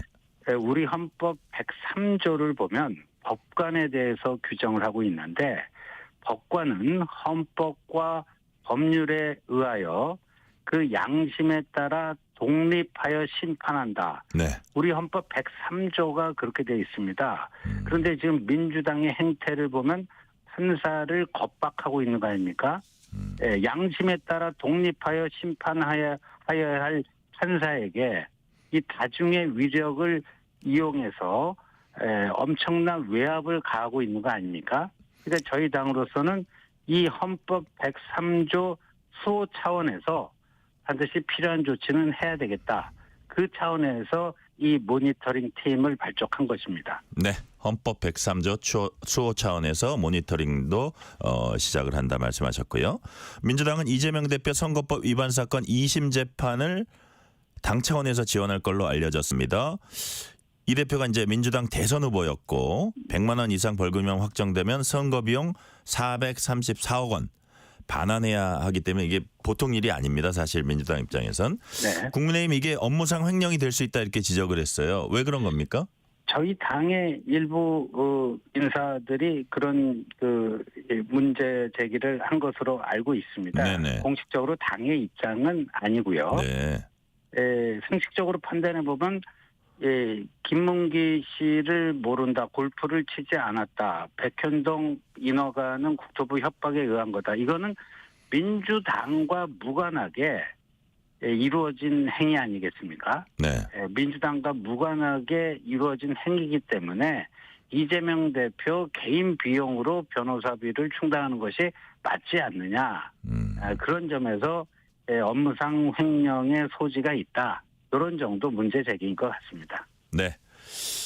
민주당은 내년 예산에서 검찰 특수활동비하고 특정 업무 경비 전액 삭감하겠다 이런 방침을 재확인했습니다. 오늘 최고위원회의에서도 재확인했는데 네. 민주당의 논리는 이겁니다. 사용 내역을 제출하라는 국회 요구를 검찰이 끝내 거부했기 때문에 국민 혈세를 지키는 차원에서 전액 삭감했다 이렇게 밝혔습니다. 자, 이거 어떻게 보십니까? 근데 민주당은 지금 이재명 대표에 대한 기소를 정치 보복이다. 뭐 이런 식의 표현을 쓰고 있는데 네.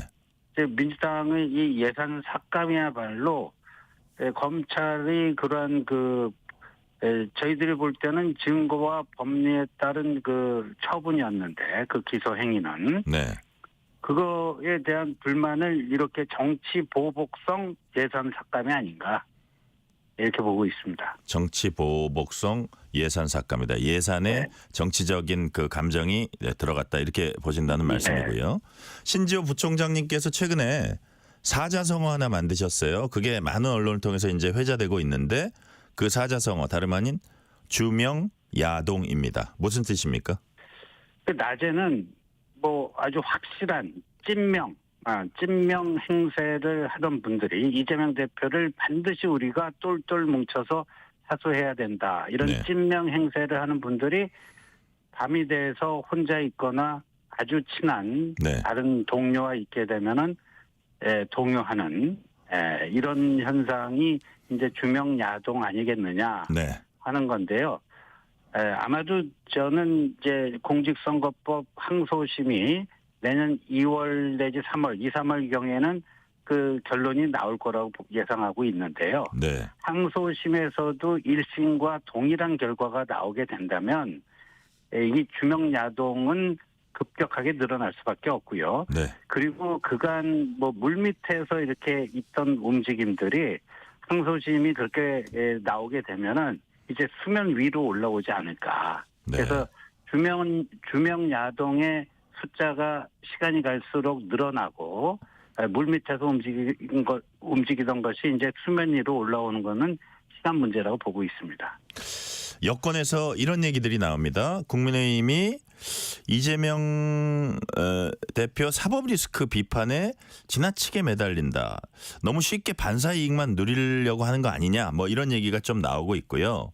재판은 이제 사법부가 하는 거니까 좀 진중하게 기다리고 정부 여당이면 여권에 제기된 의혹도 있을 겁니다. 그런 것들을 먼저 해소하고 쇄신하고 민생에 나서야 한다는 주장. 신지호 부총장님께서는 동의하십니까? 저는 뭐 100번 동의하고요. 네네. 이 반사이득이라는 게 본질이 불로소득입니다. 네.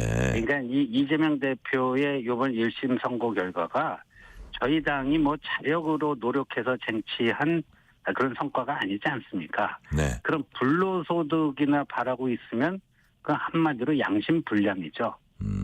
또 집권 여당의 자세도 아닐 겁니다, 아마. 그렇죠. 네. 무책임한 네. 양심불량이고요.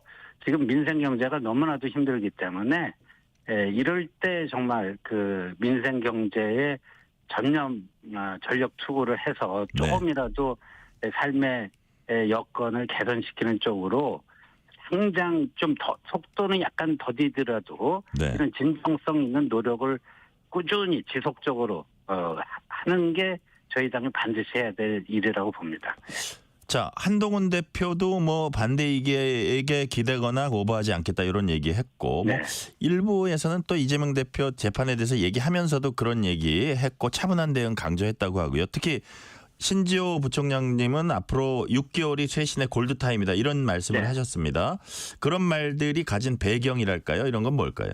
그 향후 6개월이라고 하는 것은요. 네. 공직 이재명 대표가 지금 뭐 5개 재판을 이제 4개 재판을 받고 있고 이제 하나가 더 추가가 됐는데 네. 가장 먼저 대법원 확정 판결이 나올 것으로 예상되는 게 지난 15일에 있었던 공직선거법 재판입니다. 네. 그래서 그게 늦어도 내년 상반기에는 결론이 나올 거라고 보거든요. 최종 결론이. 그렇게 봤을 때 앞으로 향후 6개월이라고 봅니다. 그래서 이재명 대표는 그런 점에서는 지금 시한부 정치 인생을 살고 계신 거다. 시한부 정치 인생. 네, 예.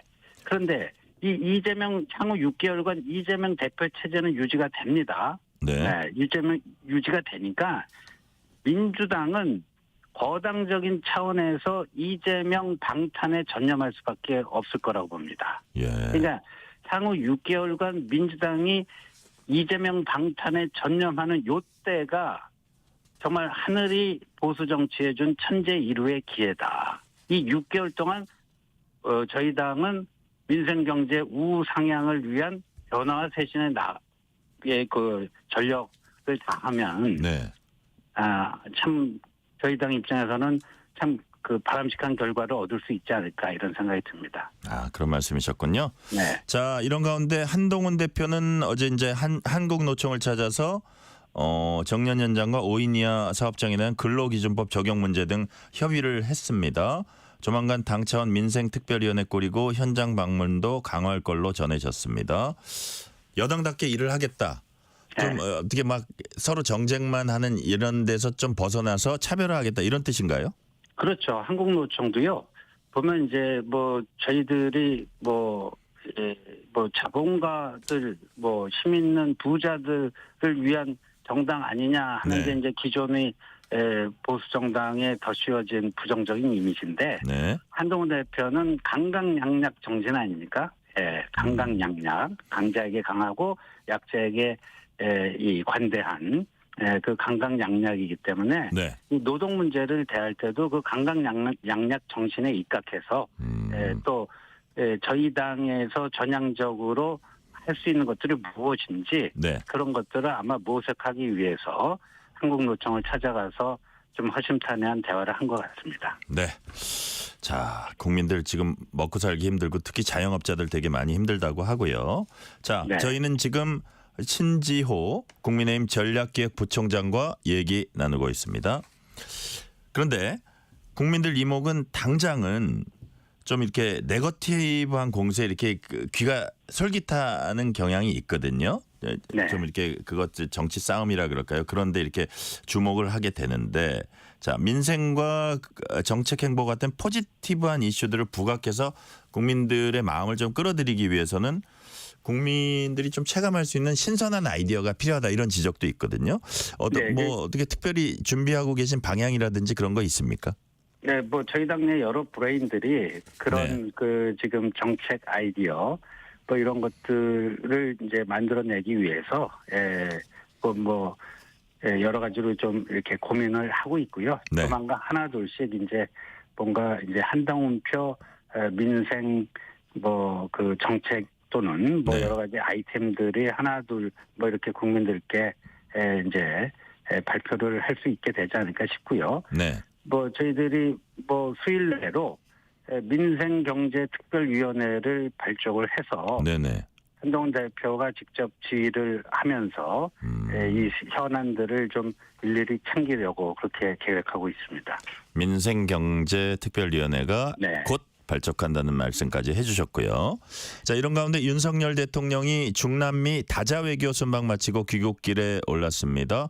대통령실은 물론 개각에 다시 관심이 쏠리는 그런 상황인데 자 우리 신지호 부총장님 보시기에 네. 당에서는 언제 어느 정도 규모로 인적 쇄신이 이루어져야 한다고 보고 계십니까? 지금 예산 법정실이 다음 달 2일입니다. 네네. 그 이후에 그 인적쇄신을 하겠다고 대통령께서 지난번 대국민 기자회견 때 약속을 하셨으니까. 네, 예. 근데 좀 비교적 큰 폭의 대대적인 인적쇄신이 좀 돼야 되지 않을까 이런 생각이 들고 국민들이 봤을 때 네. 저거는 좀 뭐 돌려막기용 인사가 아니냐, 뭐 새로움이 없다, 뭐 이런 느낌보다는 뭔가 좀 상당히 뭐가 바뀌는구나. 그러니까 이 인사가 또 메시지라는 말도 있지 않겠습니까? 예. 그래서 쇄신 인사가 돼야 된다.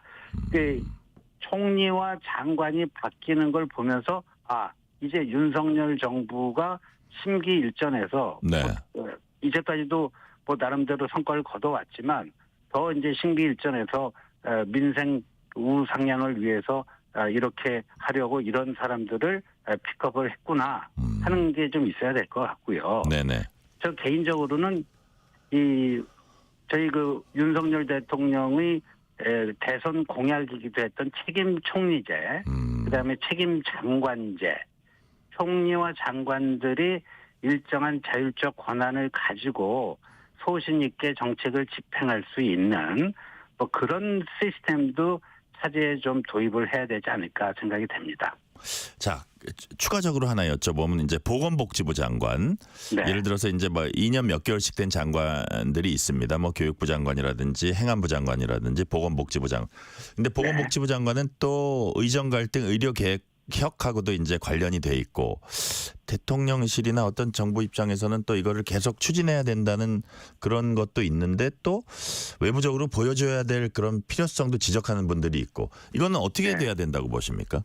그러니까 뭐 제가 지금 이 자리에서 뭐 개별적으로 어떤 특정 장관의 진퇴 여부에 대해서 교체 여부에 대해서 얘기하는 거는 좀 적절치가 않을 것 같고요. 네네. 아마도 이제 뭐 상당 폭의 개각이 있을 수밖에 없겠다 하는 건데. 그리고 국민이 좀 체감할 수 있는 게 필요하다 이렇게 그렇죠. 보시는 건가요? 예, 그렇습니다. 예. 네.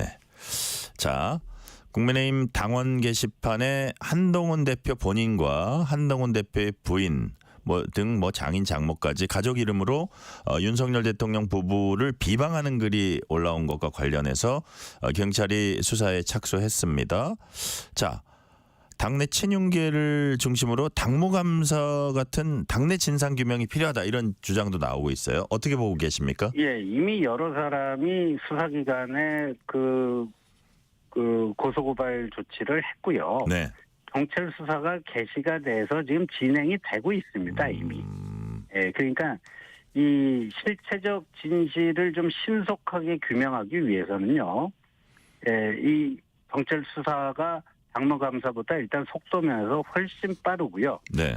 당무감사는 또 당원인지 아닌지 여부 뭐 이런 것들을 또 그 외부에 공표하는 것이 정당법 등 그 현행법 위반 소지가 있기 때문에 네네. 이거는 경찰 수사가 신속하게 이루어지고 그 결과를 차분하게 지켜보면 되는 문제인데 사실은 이 의혹 제기는 네. 저희 당내에서 촉발된 것이 아니고요.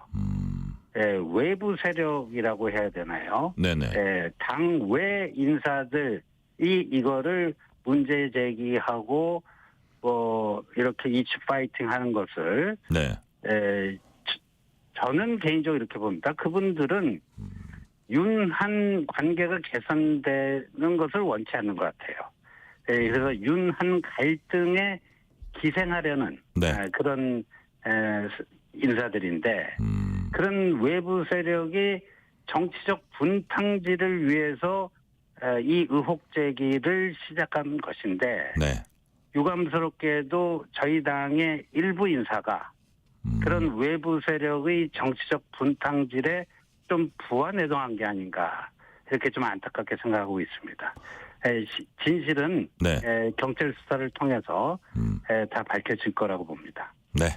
아까 출연했던 김경진 전 의원은 이거는 경찰 수사를 할 일도 아니고 당무 감사를 할 일도 아니고 누구나 어떤 자기의 의견을 당원 게시판에 얘기할 수 있는데 이게 왜 그러냐 뭐 그런 의견을 또 가진 분도 있었고요. 자, 지금 네네. 현실적으로 그 고발 조치가 이루어지면요. 네. 저희 그 법 체계상 경찰 수사를 안 할 수가 없습니다. 안 할 수가 없군요. 그래서 경찰 수사에는 지금 착수한 상황이고 네, 지금 네. 방금 말씀 중에 어떤 그 대통령과 여당 대표의 사이를 어떻게 좀 벌려놓으려는 일종의 이관계라는 취지로 말씀하셨는데 지금 양쪽은 잘 노력하고 있다고 좀 보십니까? 저 회견 이후에? 예, 그렇게 지금 그 슬록 오랜만에 이제 당정 관계가 좀 네네. 의기투합을 하고 변화와 쇄신, 국정 쇄신이라고 하는 그 방향을 향해서 서로 이제 스크럼을 짜고 가려고 하는데 네. 왜 요 타이밍에 이런 그 문제 제기, 의혹 제기를 통해서 당내 분란을 초래하는지 이게 외부 세력 발입니다. 네. 자, 0419님이 이런 문자 주셨어요. 뉴스레터 짱 열심히 듣다 보니 내 눈에 대들보는 안 보이고 남의 눈에 티만 가지고 왈가왈부하는 정치인들의 자세가 실망스럽습니다. 많은 세비를 받으면서 국정을 이런 식으로 다뤄도 됩니까? 이러고 이제 불만을 좀 나타내 주셨고요. 다음 질문으로 넘어갑니다. 조국 혁신당은 윤석열 대통령 탄핵소추안 초안을 내놓고 국민 의견을 수렴하겠다 이렇게 발표했습니다. 자, 오늘 우리 부총장님도 네. 신지호 부총장님도 보셨을 것 같은데 네, 맞습니다. 조국 혁신당이 내놓은 탄핵소추안 초안 어떻게 보십니까? 이건 뭐 한 운동권 3학년 수준의 탄핵소추안을 만들었구나. 네. 그런 느낌이 들었는데 네네. 탄핵 사유에 이 탄핵 사유가 되려면 직무집행 과정에서 헌법이나 법률을 중대하게 위반했을 때인데 네. 후쿠시마 오염수 방류라든가 오염 처리수죠. 후쿠시마 오염 처리수 방류라든가 헌법상 보장되어 있는 그 대통령의 제2요구권 그걸 행사했다 해서 탄핵 사유로 이렇게 억지로 갖다 붙인 거 보면 네. 아마도 그거를 숙성을 시킬 만한 능력이 안 되는 건지 네. 자세가 안 되는 건지는 모르겠으나 이 운동권 3학년 수준의 습작 정도라고 봅니다. 네. 마지막 질문 하나 드릴게요. 윤석열 대통령이 김건희 여사 특검법에 대한 제2요구권 행사하면 야권은 이달 말에 이제 재표결하기로 했습니다. 민주당은 이제 부인하고 있는 사항입니다만 국민의힘은 민주당이 특검법 압박을 이렇게 계속하는 건 결국 이재명 대표 방탄과 탄핵 정국 조성을 위한 것이다. 라고 하고 있는데 신지호 네. 부총장님도 그런 점에 동의를 하십니까? 예, 저는 100% 동의하는데 아까 이제 6개월이라고 하는 시한부 정치 인생을 제가 말씀드리지 않았습니까? 네네. 그 사이에 이 모든 것을 이뤄내기에는 시간이 너무 짧습니다. 시간적 제약이 엄청나다는 거죠. 네. 그래서 시간이 좀 흐르면은 아마 민주당 내에서 이런 시도에 대해서 이제 체념하고 포기하는 사람들이 늘어나지 않을까 보여집니다. 네. 그러면서도 여당 입장에서도 쇄신의 골든타임은 잊지 말자 오늘 말씀해 주셨습니다. 오늘 말씀은 여기까지 듣겠습니다. 지금까지 신지호 국민의힘 전략기획부총장이었습니다. 말씀 감사합니다. 고맙습니다. 퇴근길 당신과 함께 읽는 세상 이야기 KBS 1라디오 뉴스레터 K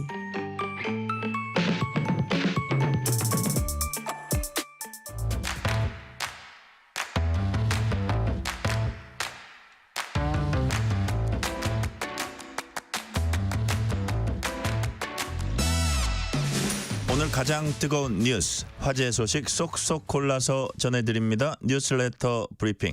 오늘은 서은영 뉴스 큐레이터 나오셨습니다. 서은영 큐레이터님 어서 오세요. 안녕하세요. 마약에 취해서 차를 몰다가 행인을 치어서 숨지게 한 이른바 압구정 롤스로이스 사건 운전자에게 대법원 최종 판결이 나왔습니다. 확정 판결 어떻게 나왔습니까? 네, 징역 10년형이 확정이 됐습니다. 네. 오늘 이제 오전에 이제 최종 판결이 나왔는데요. 특정 범죄 가중 처벌 등에 관한 법률 위반 등의 혐의로 기소가 됐고요. 이제 28세 신모 씨입니다. 네. 2심에서 이제 징역 10년 선고했는데 이 원심 판결이 그대로 확정이 된 겁니다. 신 씨는 지난해 8월 2일에 오후 8시 10분쯤 서울 강남구 신사동 압구정역 인근 도로에서 롤스로이스 차량을 운전을 하다가 인도로 돌진을 해서 네네. 27살의 행인 A 씨를 다치게 했고요. 구호 조치 없이 도주한 혐의로 기소가 됐는데요. A 씨는 내사 상태에 빠졌다가 지난해 11월 25일에 끝내 사망을 했습니다. 그러면서 이 신 씨의 혐의가 기존에는 도주치상이었다가 도주치사로 변경이 됐고요. 신 씨는 2월 별개로 해서 마약류를 상습 투약한 혐의로도 별도로 기소가 됐는데 지금까지 1심 판결만 나왔습니다. 그러니까 징역 2년 선고받았는데 그런 이 과정에서 이제 2022년부터 2023년까지 신 씨가 50여 차례에 걸쳐서 병원을 전전하면서 네. 뭐 프로포폴 같은 여러 가지 수면 마취제를 상습 투약했던 사실이 밝혀지기도 했고요. 네네. 그 과정에서 명의 도용한 것까지 좀 이제 다 드러났거든요. 그래서 신 씨는 지금 이 판결에 대해서도 일단 불복을 해서 항소를 진행하고 있는 상태입니다. 자, 신모 씨 1심에선 징역 20년 선고받았었는데 2심에서 감형이 된 겁니다. 결국 대법원도 2심 재판부 판단을 받아들인 거네요. 네, 그렇습니다. 그러니까 2심 재판부가 형을 이제 1심에서 20년형, 2심에서 이제 10년형 이렇게 절반으로 줄은 네네. 건데 이렇게 절반으로 줄었던 결정적인 이유가 운전자가 현장에서 고의로 도주했다는 점, 그러니까 네. 뺑소니냐 이거를 입증하지 못했다. 이게 사실 이제 이 두 판결을 가른 거였어요. 고의성? 네, 그렇습니다. 예. 그러니까 사고 당시에 이제 운전자가 현장을 3분 정도 이탈했다가 돌아왔는데 예. 이것을 도주 의도가 있었다고 볼 수 있느냐 이게 관건이었거든요. 근데 1심 재판부는 고의성이 있다고 본 거고 2심 재판부는 이 약기운에 취해 있다 보니까 이 운전자가 휴대전화가 차 안에 있는 것을 좀 착각 잊고 그것을 찾으러 갔다가 온 것을 두고 이게 네. 도주라고 할 수 있느냐 그렇게 보기는 좀 어려울 수 있다 이렇게 본 거 봤고요. 그리고 돌아와서 이제 사고를 인정을 한 점을 봤을 때도 이게 도주 의도가 있었다고 보기는 어렵다 이렇게 판단을 했습니다. 그러면서 1심에서 유죄로 인정했던 이 도주치사 사고 미조치 혐의가 무죄가 된 겁니다. 대법원 역시도 이제 신 씨가 사고 이후에 숨거나 도주하려는 행동을 하지 않았고 네. 이제 당시 사고 현장에 경찰 차량이 이제 도착해 있었던 상황이었는데 이때 이제 경찰관에게 체포될 당시에 자기가 사고 운전자라는 사실을 인정을 했다라는 거예요. 그래서 예. 이런 것들 여러 가지 미뤄봤을 때 도주치사 사고 미조치 부분에 대해서는 좀 무죄 선고한 원심 판결이 타당하다, 맞다 이렇게 봤고요. 그리고 이제 당시 피해자 상태를 감안했을 때 이제 이 사고 미조치 부분인데요. 가령 이 운전자가 3분 동안 이제 이탈했던 거, 그 구호 조치를 미흡하게 지연을 했던 것 자체가 과연 이제 네. 이 피해자의 사망을 일으킬 만한 이제 결정적인 이유였느냐 이거에 대한 판단 부분이 남아 있었는데 여기에 대해서도 이 피해자가 이 운전자 때문에 구호 조치가 지연됐다고 보기엔 좀 어렵다. 이 원심의 판단을 그대로 좀 인용을 했습니다. 네. 자, 철도 노조에 이어서 오늘부터 서울교통공사 노조가 준법 투쟁에 나섰습니다. 오늘 서울 지역 출근길 어땠어요? 이게 아마 오늘 철도 노조랑 이제 지하철 노조 이제 파업에 대비해서 서둘러서 출근길에 오른 분들 굉장히 많으셨을 텐데요. 네. 출근의 경우에는 워낙에 이제 사실 이른 새벽부터 이제 좀 오전 늦게까지 이제 조금 시간이 분산된다? 상당히 분산이 되잖아요. 그래서 언제 출근을 했느냐. 어떤 노선을 타고 출근했느냐에 따라서 아마 오늘 이제 출근길이 고됐는지 안 고됐는지 이게 경험치가 완전히 극과 극일 수 있을 것 같아요.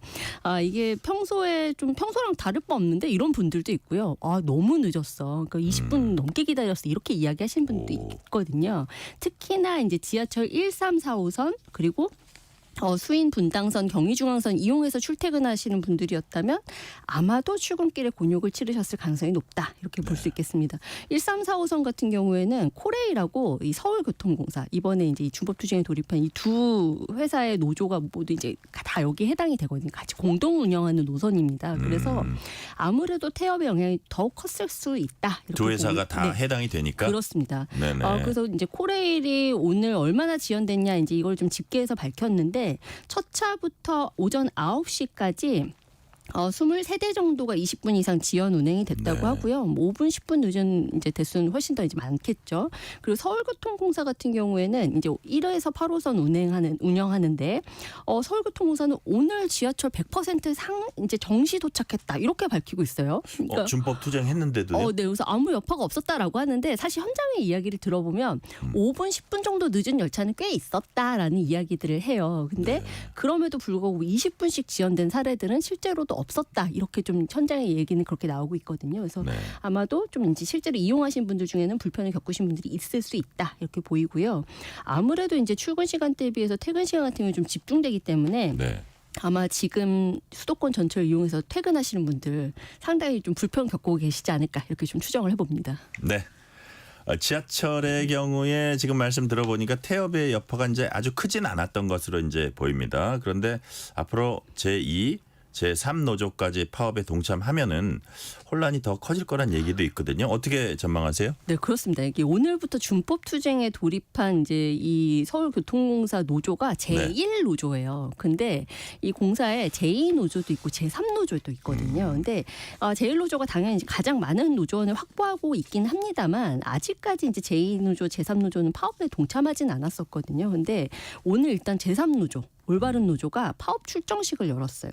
그래서 내일부터 이제 나흘간 파업 찬반 투표 진행하기로 했고, 그리고 제2노조 같은 경우에도 지금 파업 수순을 밟고 있거든요. 그래서 이제 저는 노조가 다 동참을 하게 되면 그때부터는 당연히 여파가 클 수밖에 없을 것으로 보이고요.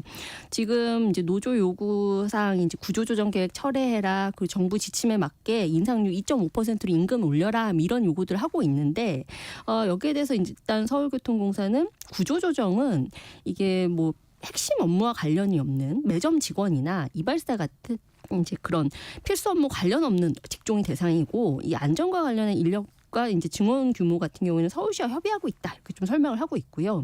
임금 인상은 지금 이제 재정 상황이 워낙 열악하기 때문에 2.5% 이상은 어렵다. 이 안쪽에서 협의를 하자 이런 입장입니다.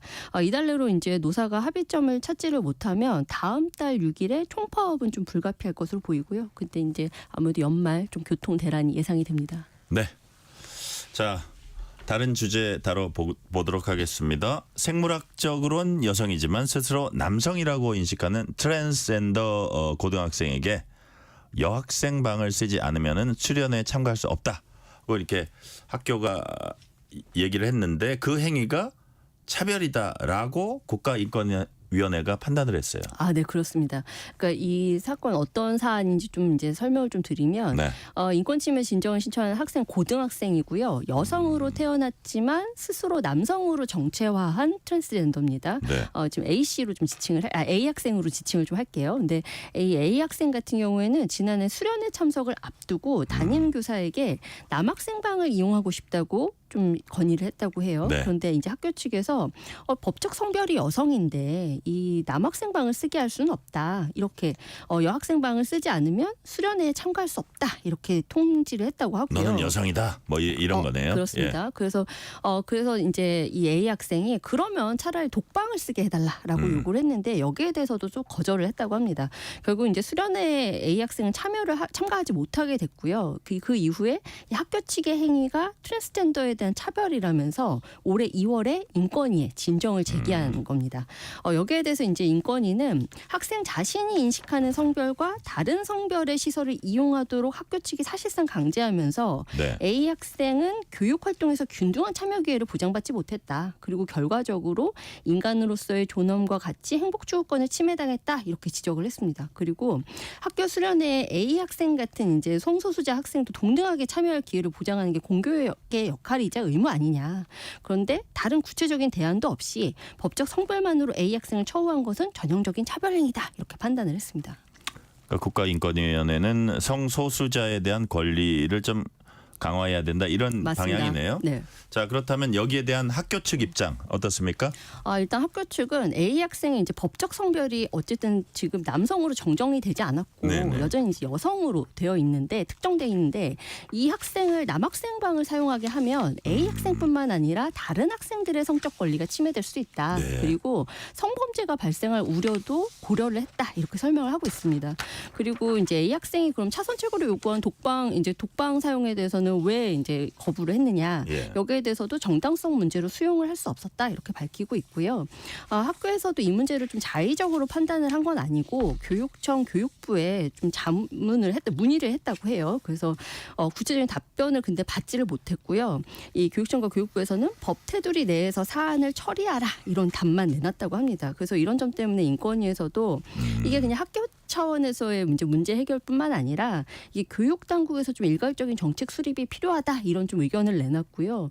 교육청 교육부 차원에서 좀 이제 학교 내에 뭐 성별 분리 시설 이용 관련해서 이런 이제 성소수자 학생들을 어떻게 배려할 것인지 네. 이런 가이드라인도 좀 마련하고 이 학생들의 좀 애로사항을 해결할 수 있는 좀 별도의 조치가 필요하다 이런 주문을 내놓기도 했습니다.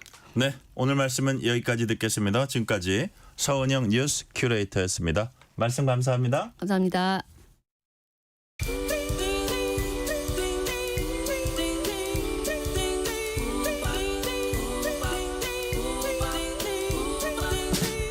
오늘 하루 뉴스를 정리해주는 다정한 편지 한 통. KBS 일라디오 뉴스레터 K.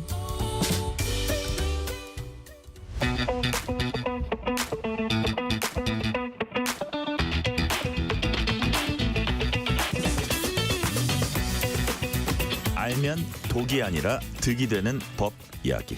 법이 된 성배. 매주 수요일 법지식 잔에 꽉꽉 채워서 쉽게 풀어주는 분입니다. 강력팀 형사 출신 박성배 변호사 나오셨습니다. 박성배 변호사님 어서 오세요. 안녕하십니까. 법이 된 성배 박성배 변호사입니다. 네, 최근에 여러 여자 대학교가 학내 갈등을 겪고 있습니다. 그중에 이제 동덕여대는 남녀 공학 전환 문제를 둘러싼 갈등으로 학내 시위 시작된 지 일주일이 넘었습니다. 학교 측과 재학생들 사이의 갈등 지금 어떤 상황입니까? 일단 남녀공학 전환 추진을 두고 동덕여대가 큰 갈등에 봉착했습니다. 네. 지난 11일부터 학생들 점거 시위가 이어지고 있는데 학교 건물 출입문 대부분이 봉쇄된 상황이고 기물 등 파손과 집단 수업 거부가 이어지고 있습니다. 다만 어제 오전부터는 예술대학 산하의 회화 전공과 성악 전공의 그 대면 수업은 재개되기 시작한 것으로 파악되고 있는데 네. 오늘 동덕여대 총학생회가 보도자료를 내고 오후 2시경에 동덕여대 운동장에서 재학생 전원이 참석하는 학생총회를 개최할 예정이라고 밝힌 바가 있습니다. 네. 자, 그렇다면 학생들은 어떤 걸 지금 요구하고 있습니까? 학생총회 안건이 크게 두 가지입니다. 첫째는 동덕여대 공학 전환, 둘째는 동덕여대 총장 직선제인데 일단은 학교 측이 남녀공학 전환 반대가 학생 모두의 의견이 아니기 때문에 수용할 수 없다는 입장을 밝히고 있으니 재학생 전원이 참여할 수 있는 학생총회를 열어서 네. 학생들의 의견을 다시 한번 확인할 예정이라고 밝혔습니다. 또 한 가지는 이 학생들을 외면하고 있는 총장의 대응이 결국 이사회가 총장을 임명하기 때문으로 보이니 총장 직선제도 안건에 올리겠다는 방침인데 방금 그 결과가 나왔습니다. 아, 그래요? 예, 동덕여대 총학생회 학생총회를 소집했는데 이 총학생회는 휴학생 등을 제외하고 10분의 1 이상이 참석해야 열 수 있는데 정족수 650명을 넉넉히 넘긴 재학생 1941명이 우와, 참석했습니다. 거의 엄청 많이 2,000명이 왔네요. 참석했습니다. 초유의 관심사라고 할 수 있는데 네. 이 자리에서 먼저 학생들 동덕여대 공학 전환에 관한 안건을 표결했습니다. 공학 전환 찬성에 0표, 반대 1,971표, 기권 2표로 압도적인 반대표를 던졌습니다. 0표? 0표입니다. 또 다른 안건 동덕여대 총장 직선제에 대해서는 찬성 1,932표, 네. 반대 0표, 기권 1표로 압도적인 찬성으로 동덕여대 총장 직선제도 통과되어야 한다는 입장입니다. 비밀 투표였죠? 그렇죠. 예. 이 안건을 그대로 학교 측에 전달하겠다는 입장인데 일단 학교 관계자 총학생회를 통해서 그 결과를 받게 되면 학생들 의견을 충분히 참조하겠다는 입장을 내면서도 현재 상황은 반대 의견을 표명하기가 상당히 어려운 상황이다. 다양한 구성원의 목소리를 모두 수렴할 예정이라는 입장을 일단 밝혔습니다. 그렇다면 학교 측 입장은 어떤 거예요? 일단은 이 집단 행동이 유발되게 된 이유가 이 학교 본부가 남녀 공학 전환을 논의하고 있다는 사실이 알려지면서부터이거든요. 실제로 지난 9월에 학사제도 개편을 위해 설립했던 이 대학 비전 혁신 추진단이 그 회의에서 학교 발전 방안 중에 하나로 디자인 대학 그리고 공연 예술 대학의 남녀 공학 전환 안건을 검토한 바가 있긴 합니다. 그리고 지난 5일에 각 단과대 교수들이 논의를 거쳐서 이 사안을 포함한 발전 방안을 발표했는데 학교 측은 아직까지는 남녀 공학 전환은 정식 안건으로 상정된 바가 없고 구성원들 의견도 수렴하는 절차를 앞두고 있는데 이 상황에서 갑자기 이른바 폭력 시위가 빈발하고 있다. 상당히 유감이다라는 입장을 내놓고 있습니다. 근데 학생들이 어쨌든 절차가 진행되고 있는데도 이러는 거 보면 학교 측이 어느 정도 방향을 정한 거 아니냐 이런 의심을 하는 것 같다는 생각이 드는데 자, 제가 절차에 관한 문제 한번 여쭤볼게요. 네네네. 학교 측이 결정을 해서 그냥 시행을 하면 어떤 그 학생들의 동의 없이도 이게 가능한 겁니까? 절차상 어떻게 됩니까? 법령을 찾아봤습니다. 예. 가능하더라고요. 가능해요. 제가 이 대학에 적용될 수 있는 법령으로 고등교육법, 사립학교법, 기타 법령 등을 찾아봤는데 남학생만을 선발하거나 여학생만을 선발하거나 남녀를 모두 선발하거나 모두 일단 대학의 자유로 맡겨져 있는 것으로 보이고 어떻게 해야 한다는 규정 자체가 존재하지 않습니다. 거기에 학생들의 의견 수렴이 필수다 뭐 이런 건 없는 거예요? 그 어떤 학생을 선발해야 하는지에 관한 규정이 없으니까 그 절차로서 학생들의 의견을 수렴해야 한다는 규정도 존재하지 않습니다. 그래요. 관련 법령에 이와 관련된 조항이 존재하지 않고 우리 헌법은 대학에 폭넓은 자율성을 부여하고 있습니다.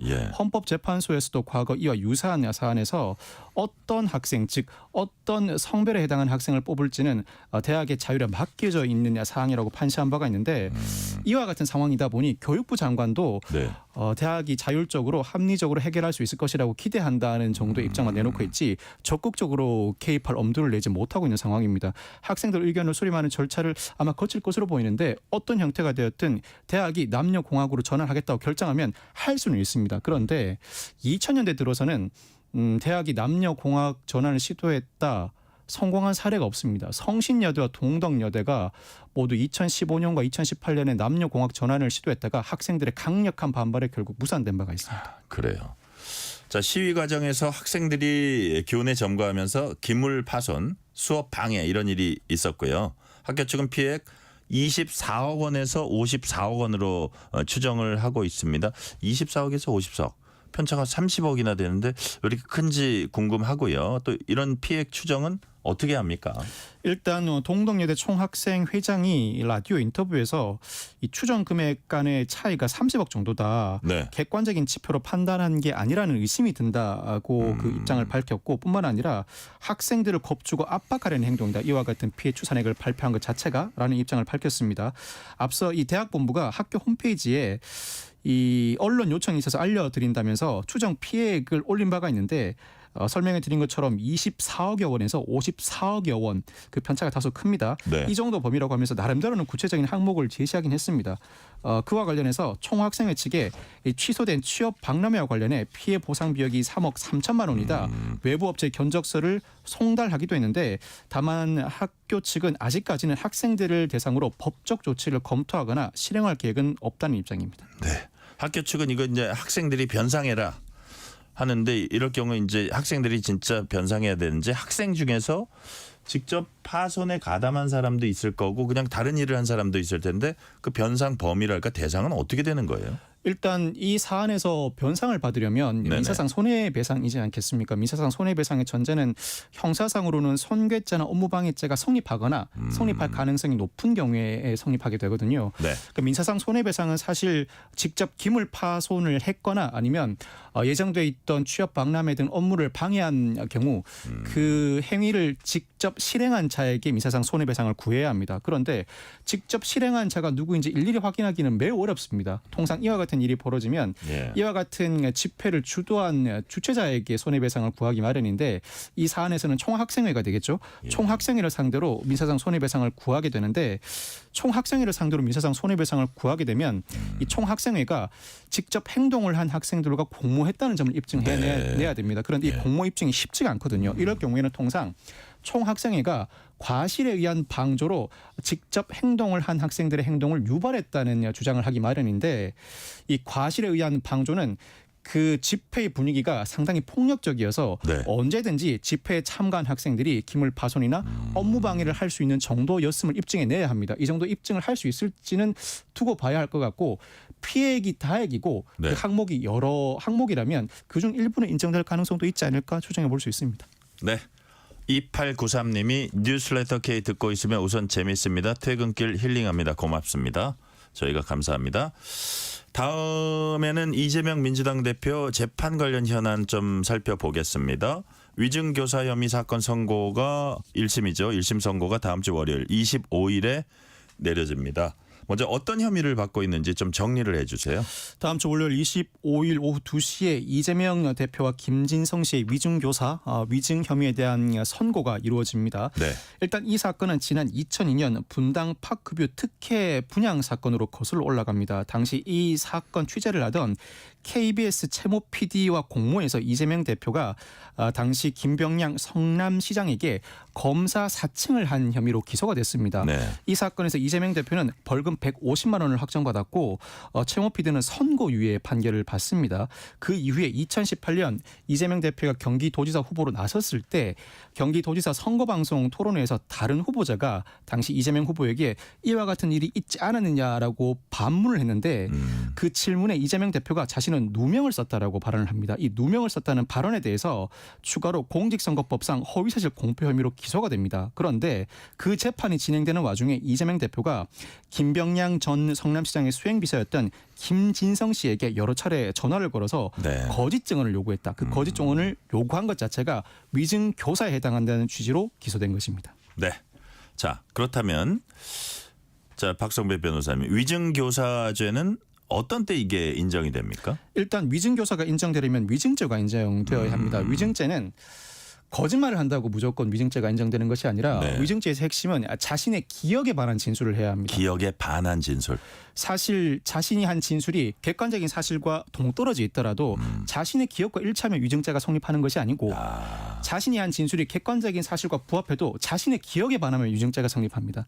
우리 대법원이 확립된 판례로 확립하고 있는 법리인데 네. 일단 이재명 대표가 위증 교사를 할 당시에 자신의 기억에 반한 요구를 했는지가 핵심이라고 할 수 있습니다. 나아가서 위증할 의사가 없는 김진성 씨로 하여금 위증을 하도록 교사했는지가 추가로 불거지는 쟁점인데 일단 김진성 씨가 자신의 공소 사실을 인정하고 있습니다. 네. 자신의 위증 사실을 인정하고 있는 상황이라 이 위증 교사와 관련된 쟁점 중에 교사 부분은 사실상 탈락해 나갔다. 즉 이 사건의 핵심은 이재명 대표가 자신의 기억에 반해서 허위의 증언을 요구했는지가 쟁점이라고 할 수 있습니다. 기억에 반한 허위의 발언을 요구했는지 그게 쟁점이다 이제 말씀하셨고요. 자, 그렇다면 이게 고의 여부도 아주 중요할 것 같은데 네. 이와 관련해서 지금까지 좀 재판 과정에서 밝혀진 사항이 있습니까?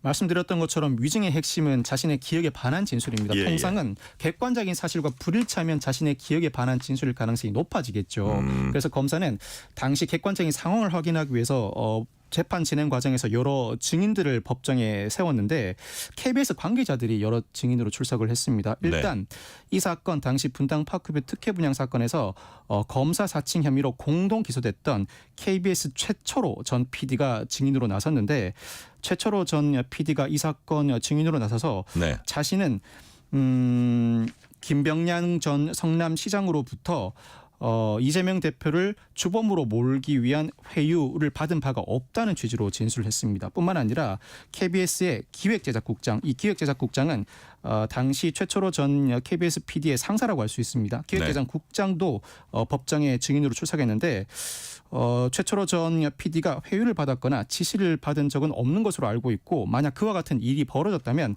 상사인 나는 모를 수가 없다고 진술한 상황입니다. 자, 그런데 이재명 대표 측은 이게 실패한 위증교사라서 인정될 수 없다 이렇게 반박하고 있습니다. 이 주장이 받아들여질 가능성 있습니까? 일단은 이재명 대표 측은 위증교사가 아니라는 주장을 하고 있습니다. 예. 물론 이 사건에는 이재명 대표와 당시 김진성 씨 간의 대화 녹취록이 그대로 존재하고 있어서 사실관계를 다투기가 쉽지가 않습니다. 법리적인 무죄의 주장을 해야 하는데 그중에 하나가 실패한 교사라 인정될 수 없다는 취지의 주장입니다. 이 실패한 교사는 크게 두 가지입니다.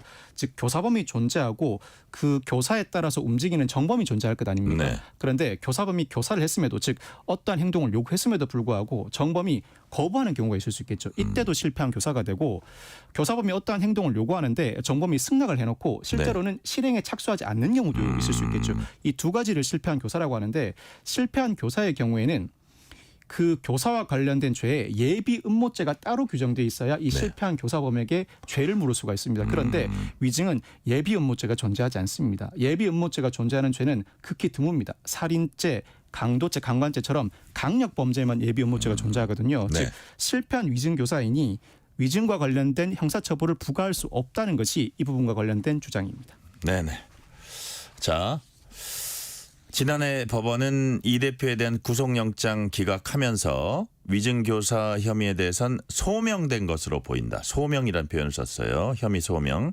영장 전담 판사의 이 말로 미뤄볼 때 이번 판결을 좀 예측을 해볼 수 있겠습니까? 일단 이른바 이재명 대표의 사법 리스크에서 최대 분수령은 지난해 검찰의 구속영장 청구에 이은 법원의 영장실질심사였죠. 당시 법원이 구속영장을 기각하면서 각 혐의 사실별로 나름의 판단 기준을 공표한 바가 있는데 그중에 위증 교사와 관련해서는 범죄 혐의 소명이 이루어진 것으로 보이고 충분한 증거가 수집돼 있어서 굳이 구속할 필요가 없다고 판시한 바가 있습니다. 다만 영장 실질 심사 단계에서 요구하는 소명과 형사 본안 재판에서 요구하는 증명은 입증의 정도의 차이가 있습니다. 소명은 검사가 제시하는 근거에 비춰볼 때 어느 정도 혐의가 이 정도면 인정되겠다는 의심이 들 정도면 충분합니다. 그렇지만 형사재판에서 유죄 판결을 선고하기 위한 증명은 검사와 피고인이 서로 공방을 거치면서 엎치락 뒤치락하는 과정을 밟게 되는데 충분한 근거가 납득이 될 정도여야 합니다. 재판부로 하여금 무죄일 가능성이 합리적 의심을 통해서 배제할 정도에 이르러야 합니다. 즉 소명 자체가 증명에 이르렀다고 볼 수는 없습니다. 그렇지만 영장 전담 판사가 소명이 이루어졌다고 판단할 때는 또 나름대로 근거가 있는 경우인 경우가 많아서 소명이 이루어졌다고 공표할 정도라면 이 소명을 뒤집을 정도로 지난 재판 과정에서 이재명 대표 측이 어느 정도 역할을 해냈는지가 관건인데 사실 이 사건은 유무죄보다는 형량에 더 큰 관심이 집중되는 게 사실입니다. 그 이유가 무엇보다도 정범에 해당하는 김진성 씨가 자신의 공소사실 위증 행위를 인정하고 있는 이상 정범이 인정하고 있는데 교사범이 그 위증 교사를 벗어내기가 상당히 어렵습니다. 만약 벗어낸다면 법리적인 주장이 받아들여지는 경우일 텐데 그와 같은 경우가 아니라면 결국 형량 즉 금고 이상의 형이 확정될 때는 역시 피선고권이 상실되므로 이 사건의 경우에도 형량에 더 큰 관심이 집중되고 무죄 선고될 가능성을 배제하지는 못합니다만 현재로서는 무죄 선고 가능성이 낮은 것이 사실입니다. 그러니까 우리 박성배 변호사님이 보실 때 어쨌든 형량에 집중하는 그런 사안인데 그 뭐 100% 예측을 하지 못하겠지만 어떻게 그러니까 무엇보다도 정범이 인정하고 있으니까 내 기억에 반하는 진술을 했고 내가 이와 같은 진술을 한 이유는 이재명 대표 측의 요청에 따른 것이었다라고 인정을 하는 이상 공소사실 인정하고 자백을 하는데 무죄를 선고할 수는 없거든요. 정범에게 유죄를 선고하면서 공동 피고인인 교사범에게 무죄를 선고하는 건 매우 어색한 일이어서 이와 같이 교사범에게 무죄를 선고할 때는 법리적인 주장을 받아들여야 하는데 예를 들어서 요구는 했지만 사실관계에 대한 진술을 요구한 것이 아니라 법리적인 평가를 달리해달라는 취지의 요구에 불과했다는 주장을 받아들여야 하는데 그와 같은 주장을 받아들이는 경우가 흔하지는 않은 게 사실입니다. 네. 자, 국민의힘 이번에도 재판 생중계 요청하겠다고 밝혔습니다. 저번 때 다른 사건 공직선거법 안 받아들였는데 이 사건은 어떻게 될 것 같으세요? 받아들일 가능성이 역시 낮지 않을까 싶습니다. 받아들이는 것 자체가 재판부로서는 상당히 부담이고 네.